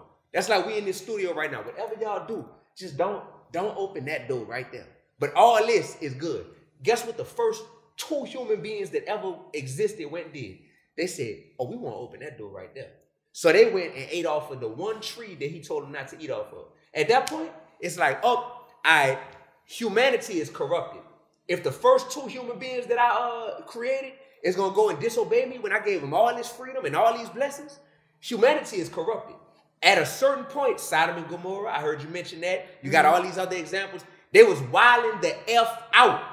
You heard me? In the Old Testament, they was wilding out to the point where God was like, somebody got to intervene. We didn't all needed that person. But how did Jesus so he's saying, intervene? Hold on. Just a good metaphor. I'm about to answer. Go ahead. I'm cooking. Listen, we didn't all been in school and somebody in class wilding out. It probably was you. You heard me, in class wilding out to the point where they'd be like, hey, call in the intervention officer. Call in somebody. The teacher can't even handle them no more. Call in somebody, man. When I was in school, they had to come in and put a boy in a sheet with a blanket on top of him and wrap this dude up and hold all corners just to contain him and pull him to the office. When I was in elementary, I'd never forget that. But the teacher couldn't handle that. They had to really get like grown, strong men to do that. So what happened? Now he didn't suffocate. But that being said, it got to that point to where God was like, I gotta call in something that reinforcement. I'm going to give them one of them. But the reinforcement didn't reinforce. That's what I'm saying. Oh, he did. Do you know how many people Jesus blessed? Just because a few people chose to kill him. No, what I'm saying, he blessed. But I thought, from my understanding, from what you were saying, is that his whole purpose for coming down from the heavens or magically appearing in his mama's womb or whatever, wherever the fuck he came from, his whole purpose and his whole point was to show that man should not put their faith in man, basically, right? Or am I wrong? That wasn't his purpose at all. So what was his purpose then? His purpose was to be down here and to show what God looks like in human form. You got all this going on in the world. What pureness look like? There you go. So basically, his ass being nailed to the cross was to show that you should not put your faith in man. Hold on. So you saying that there's not you saying that there's not another man like that though? Not another man that was perfect that walked this earth. No, sir.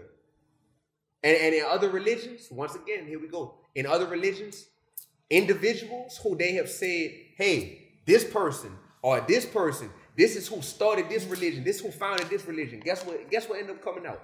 A bunch of smut on their name. A bunch of, this person, King James was out here, da-da-da. Or this person, or over this religion, or this person who we all worshiping or whatever. Or this person had, how you think Malcolm X, come on, man, y'all don't know these stories, man? Y'all don't know the story of y'all saw Malcolm X? Y'all read the book? Y'all saw the movie? Yeah, of course. Yeah, we know that. So y'all know it's like, but with Jesus, it hasn't been something to where it's like, dang. They ain't found nothing on Jesus. It's going on 2,024 years. They ain't found nothing on Barack Obama. Man, you tripping. They got to do it in, I ain't even going to say that, man. But I'm saying they ain't found nothing on LeBron James. Some niggas just still pure niggas. What's the difference? He's a role model.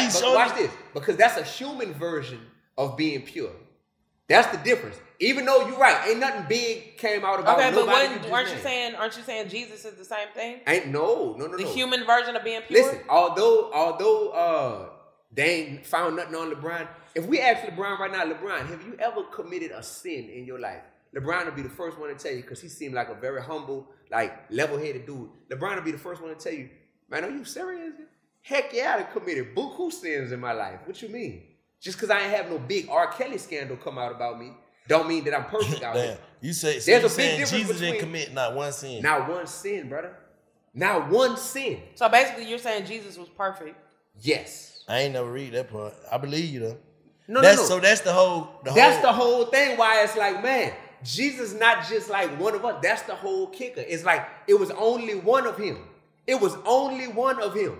That's the whole kicker. So that what made him believe that she probably could have had her, because how he was is like, yeah, she wanted. They probably down her till they seen how he really was. There you go. And then when I can go for that. Now I can go for that. But does that mean that before this nigga grew up and they saw how he was, I can go for that. They didn't have doubts? Oh no, I said they was probably down her until they seen like how he was. Like, nah, this nigga he is different. He might have did come from God. What you saying. He just rose somebody from the dead. Lazarus was blind. He gave this man sight. This miracle. They seen he fed 5,000 people with a few loaves of bread. I just saw the bread. All the people out there, man, we just saw that bread. It was a couple pieces. This man fed 5,000 people with this. They were seeing this and they was like, oh, he different. If we was doubting the whole Mary had a baby and she was a virgin, we ain't doubting him no more. But along with people becoming your fans, it's people becoming jealous of you too. So even his clique, his crew, he had one of them ones that got jealous, Judas. He had 12 that he used to roll with. And he had Judas that was like, man, I ain't feeling it. Guess what Judas sold Jesus out for? 30 pieces of silver. Sound like nowadays. A lot of people like, man, yeah, I'm rocking with my partner or whatever, but we ain't really as close as we used to be. Wait, what? You willing to give me how much? If I just drop the location on him or da-da-da? Bet. We see it happen in the streets all the time. That's how Jesus got took out. All of this stuff, when you think about it, it's like, dang, that's how that happened. And it's super relatable. That's why God sent himself in human form, in the form of his son, because it's like, I got to make it relatable. So now when we see, man, you was rolling with homie, but then when homie get locked up, you act like you ain't roll with him no more, and da-da-da. Man, that's lame, dog. That's fake. We don't respect that. Now you can relate to, man, that stuff ain't new. That ain't some Atlanta Street Chronicles. Man, that happened to Jesus. And it shows that he wasn't like nobody else, because guess what? He knew already. Man, I already know who's going to be the one to sell me out. It's going to be Judas. But guess what he did? At the Last Supper, he still got up, eating dinner with them for the last time, and was like, man, I want to show y'all how much I love y'all. Got up, washed everybody's feet, bro. Washed everybody's feet while they was having the Last Supper. Just to show y'all that although I'm God in human form, That's how humble I am, because that's how humble we called to be on this earth. I'm washing y'all feet. I'm breaking bread with y'all, eating dinner. And I'm knowing that you about to sell me out. And you about to have these people come in here and pick me up and arrest me and torture me and eventually kill me. But I'm still going to come and give you a kiss and let you know you still my bro. Crazy, man. Ain't nobody else like that. So who told you all this? Like who like it's in the Bible. I'll give you the Bible app if you want, brother. I'm just saying, yeah, like it's in the Bible app. Who verified the Bible? It's in the Bible. Who verified it? Lived experiences, man. Lived experiences. So okay. Living enough life and eventually having to make It's the only book you ever read? Huh? This the only book you read books, right? No, just say you read books. Heck yeah. But don't those same books like Think and Grow Rich, don't those feel just like how the Bible feels? No, a book. None of them ever taught me how to have life eternally. They taught me how to get some worldly wealth and some money while I'm down here. That's cool. We all got money. I'm just saying, but it's like the same type of feeling, like knowledge, right? I think it's a different high. It's a different type of high. It's something that weed can't do. It's something that money can't do. It's something that making love to somebody can't do. It's a different type of high when it's like it's from the Most High. I don't know. I just feel like I when like don't get me wrong, when I go in church and shit, I do feel the energy of God. You know what I'm saying? Mm-hmm. Like even if it can be Christian, it can be, like I said, it can be some shit that I don't understand. It can just be some foreign religion, just whatever. I can feel God in the presence of when people are praising God. Mm-hmm. So that's why I don't just box myself in and think like it's only one way to get to God. Mm-hmm. If that makes sense, what I'm saying. It makes like, and I ain't saying like Jesus not real. I ain't saying the Bible not real. Their account of what they did ain't real. I ain't saying that. What I'm saying is we can't say that these people ain't getting to God the same exact way. Because they could have had the same problem. Like you saying Jesus is perfect. It's one, it's just one, it's just one, it's just one. That's the part I just don't believe. I believe like that it's going to be more going to come. What? I think it's more here that we just don't recognize these days. We kind of ridicule them and That's perfect or that's profit? What you mean? You think not perfect? Not perfect. I ain't seen nobody perfect. You say Jesus was perfect. Okay, cool. Yeah, that could be the twist. Nobody said that's cap in all these years. In 2024 years, nobody said that's cap. But shit, that's strong. That's strong, brother. That's strong. 2024 years. Shit, so what? Old boy, Judah just set him up. He wasn't hating. He ain't do nothing to Judas at all. Set him up. He ain't did nothing but continue to love Judas. Even after Judas set him up, continue to love him. Wash the man's feet. You heard me? Still love him. And then when they had I'm saying, why Judas set him up just for the money? He ain't set him up because of money. And jealousy. Yeah. Jealousy. Oh man, like word. Or y'all rock with homie like that? Or it's all these big crowds everywhere we go? The same reason why groups break up, because you get too much attention. I'm getting jealous. Same thing. Same type of thing, bro. And nowadays we gotta make sure that we aren't. Sometimes we turning things into gods down here. We call them idols. We'll be so attached to things down here that they're idols. I think the number one idol in the world is money. Yeah. Like people be so attached to money and the love of money. That's why it says in the Bible. It don't say money is the root of all evil. It says the love of money is the root of all evil. And that's strong right there. Because it's like, who don't want to make money? Even God knew, like, make your money, get your bag. But when you love it. So I don't hear in hip-hop. No, that's real right there. I don't hear people in hip-hop, brother, talking about, man, I'm trying to get closer to God. I hear people say, I'm trying to get closer to $1 billion or $1 million. You hear that a lot more in hip-hop. That lets us know that we loving money more than we loving God. Oh, no, you don't supposed to worship nothing over God. You ain't supposed to, brother. You ain't supposed to. None. You ain't supposed to put nothing. Like, I don't put nothing over that, bro, because I know I wouldn't be right here. But I do have questions about, like, there's just only one way to get to God. I don't believe that. Mm-hmm. And can't nothing in this world make me believe that. Like, this story could be true, but I just see too many different religions. I see too many different people are blessed. I feel like it's all on what you truly believe, how you truly believe what you believe. That's why you're gonna always be blessed, because it's faith. Mm-hmm. I feel like it's based off your faith. If you could believe in goddamn this iPhone, This iPhone's gonna bless me. God, tell him God, and goddamn, and the way your faith, the faith you put in that phone, God will come, because I don't feel like he gave directions on how to get to him. It's just inside you. Mm-hmm. Watch this. It's us it's us needing to tap into the spirit within us more than the spirits that's out here in the world. Yeah. Mm-hmm. When you tap into that, and I can tell Scream be on that type of time. Yeah, like you tap into that and you start to realize how truly powerful you are. Mm-hmm. But I know how to stand and be brave and how to kneel and be humble. Because you got to be able to do both. Because at the end of the day, if you get to that point to where you think that you got as much power as God just because God created you, and if you think that you are a God, then it makes it to where you aren't able to kneel and submit to God. Nah, hell nah. Yeah, I guess you took that out of context. I'm saying, hell nah. You can't put yourself next to God. You know who I was thinking of when I said, I was thinking of Kanye West when I said that. I wasn't referring to you. Yeah, I'm thinking about this interview Kanye just did with Big Boy a couple days ago. It came out Sunday. And as I'm watching it, you know, a couple years ago, Kanye was diehard Christian, like super, you know, making gospel albums and all that stuff, right? Mm. And now, you know, he putting vultures out. He back to talking about different topics in his music and all that, and just on a whole different type of energy. In the interview, I was like, it makes sense now. In the interview, he said, I am God. He said, ain't no such thing as killing me. Like, I am God. And he was like, when I prayed to God, he didn't answer my prayers. I prayed. Jesus ain't show up for me when I was going through this stuff the past few years with my family. So I got issues with Jesus. That's a sign of a man that feels like God is here to serve him instead of him being put here to serve God. You act like God. He said what? What did he say? He said, man, I got issues with Jesus because when I've been going through things for the past few years, Jesus ain't show up for me when I prayed. I prayed, and then, what's up? Jesus or God? He said Jesus. He said Jesus. So I'm just like, that's a problem. We don't realize that we are here to serve him. And Jesus is an example for us to where it's like, okay, the goal is to be as much like Jesus as possible. We'll never do it because we'll never be perfect. That's the goal, though, is to be as much like him as possible. When I wear this bracelet, it stands for what would Jesus do?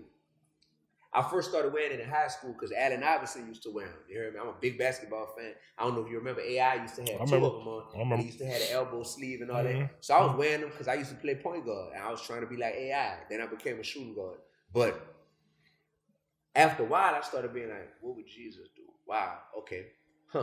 In any situation I'm in, you know how they got like, man, I'm standing on business, man. You supposed to act like this. They got the G code. They got the street code. They got all these codes.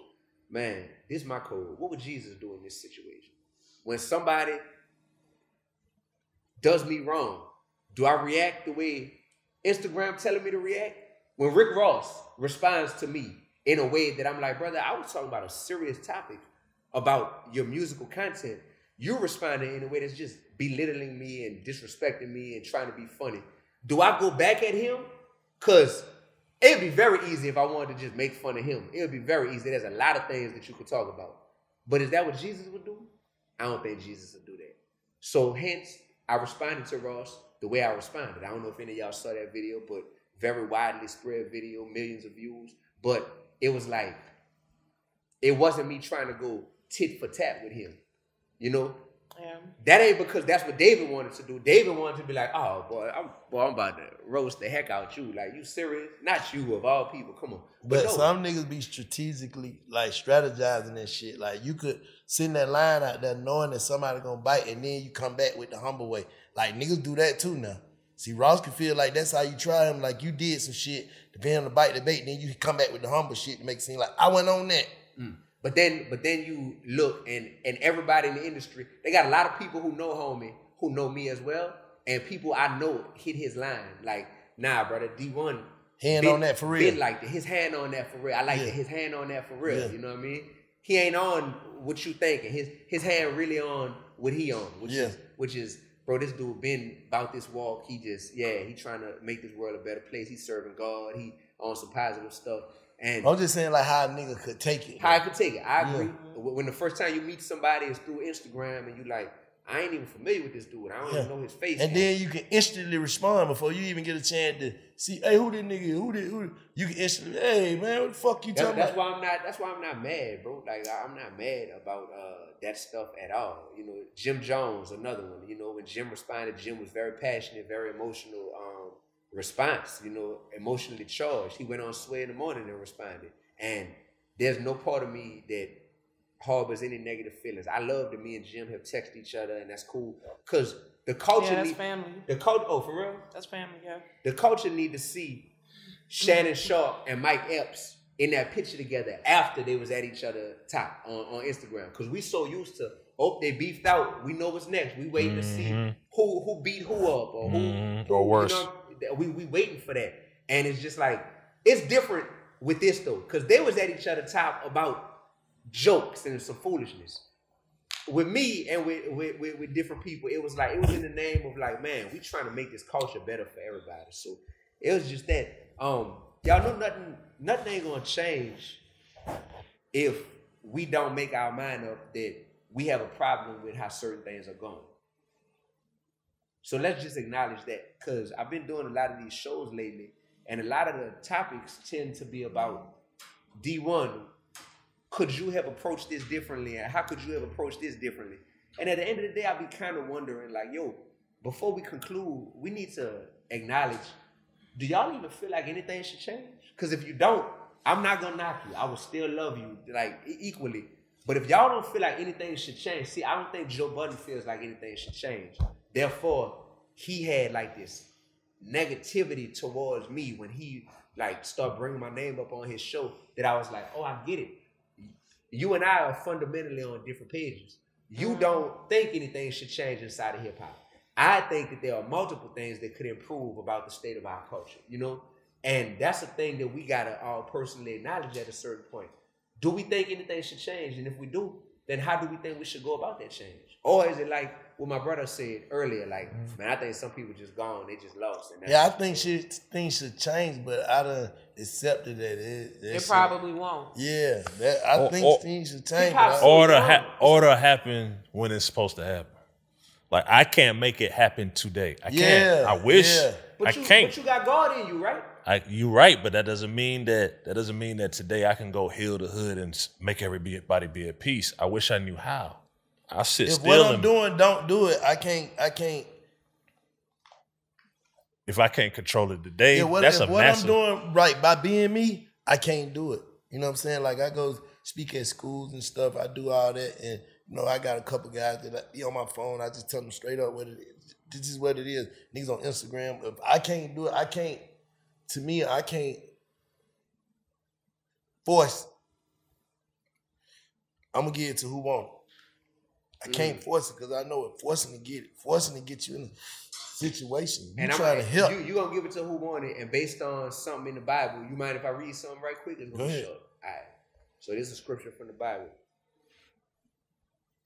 Instead of us giving it to who want it, brother, check this out. So Jesus went out to the lake shore again, and he taught the crowds that were coming to him, right? He was out there teaching.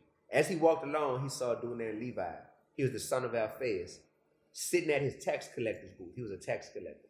Jesus told him, follow me, be my disciple. Jesus said, and Levi got up and started following him. Later, Levi invited Jesus and his disciples to his crib as dinner guests, along with many tax collectors and other sinners. There were many people, many sinners and street people like this who followed Jesus. But when the teachers of the religious law, the religious people saw this, they saw Jesus eating with tax collectors and sinners, they asked, why is he eating with such scum?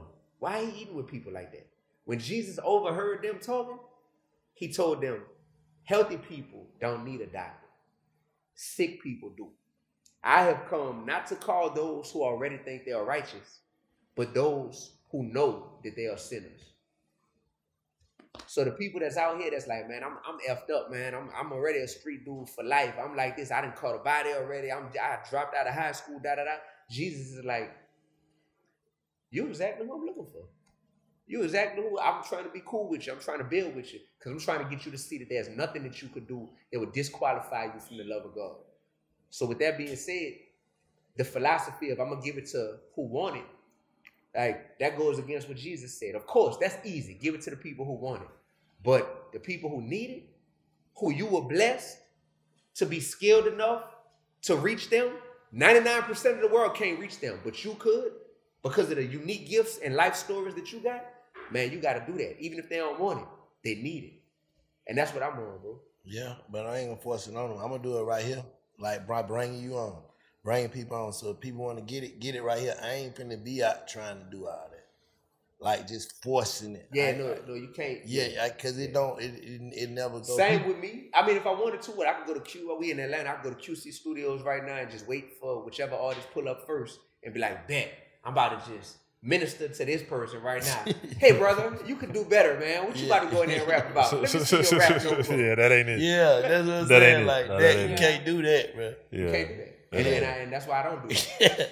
Yeah. I don't do that. Yeah, like push it out through you. Like, cause you pushing out some deep shit and like I don't disagree with none of the shit you saying because it's your perspective.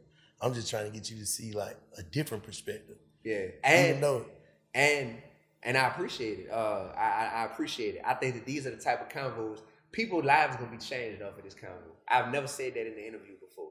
I done cried in interviews, I done revealed real personal stuff before. I done been, like I said, Breakfast Club. That was on my Mount Rushmore. You heard me? Breakfast Club. Like for me, from 10 years ago, I was on the BET Cypher 10 years ago, and Charlamagne tweeted, man, this dude Dee-1 spitting. You heard me? In 2014. I was like, oh, I'll be on Breakfast Club in the next couple of months. It took 10 years. I finally went on there 2 weeks ago. When I'm on there, I'm like, man, this right here, this is everything. And what God told me was, D, this is a blessing, and I'm glad you feel good right now. But there's more work to be done. So don't feel like, oh, you made it now because you reached what was at the top of your mountain in terms of that. Because although people got blessed by that Breakfast Club interview, I know people been blessed by it. This interview right here, I could feel it, bro. Just what we talking about and the perspectives we got, people going to be blessed by this.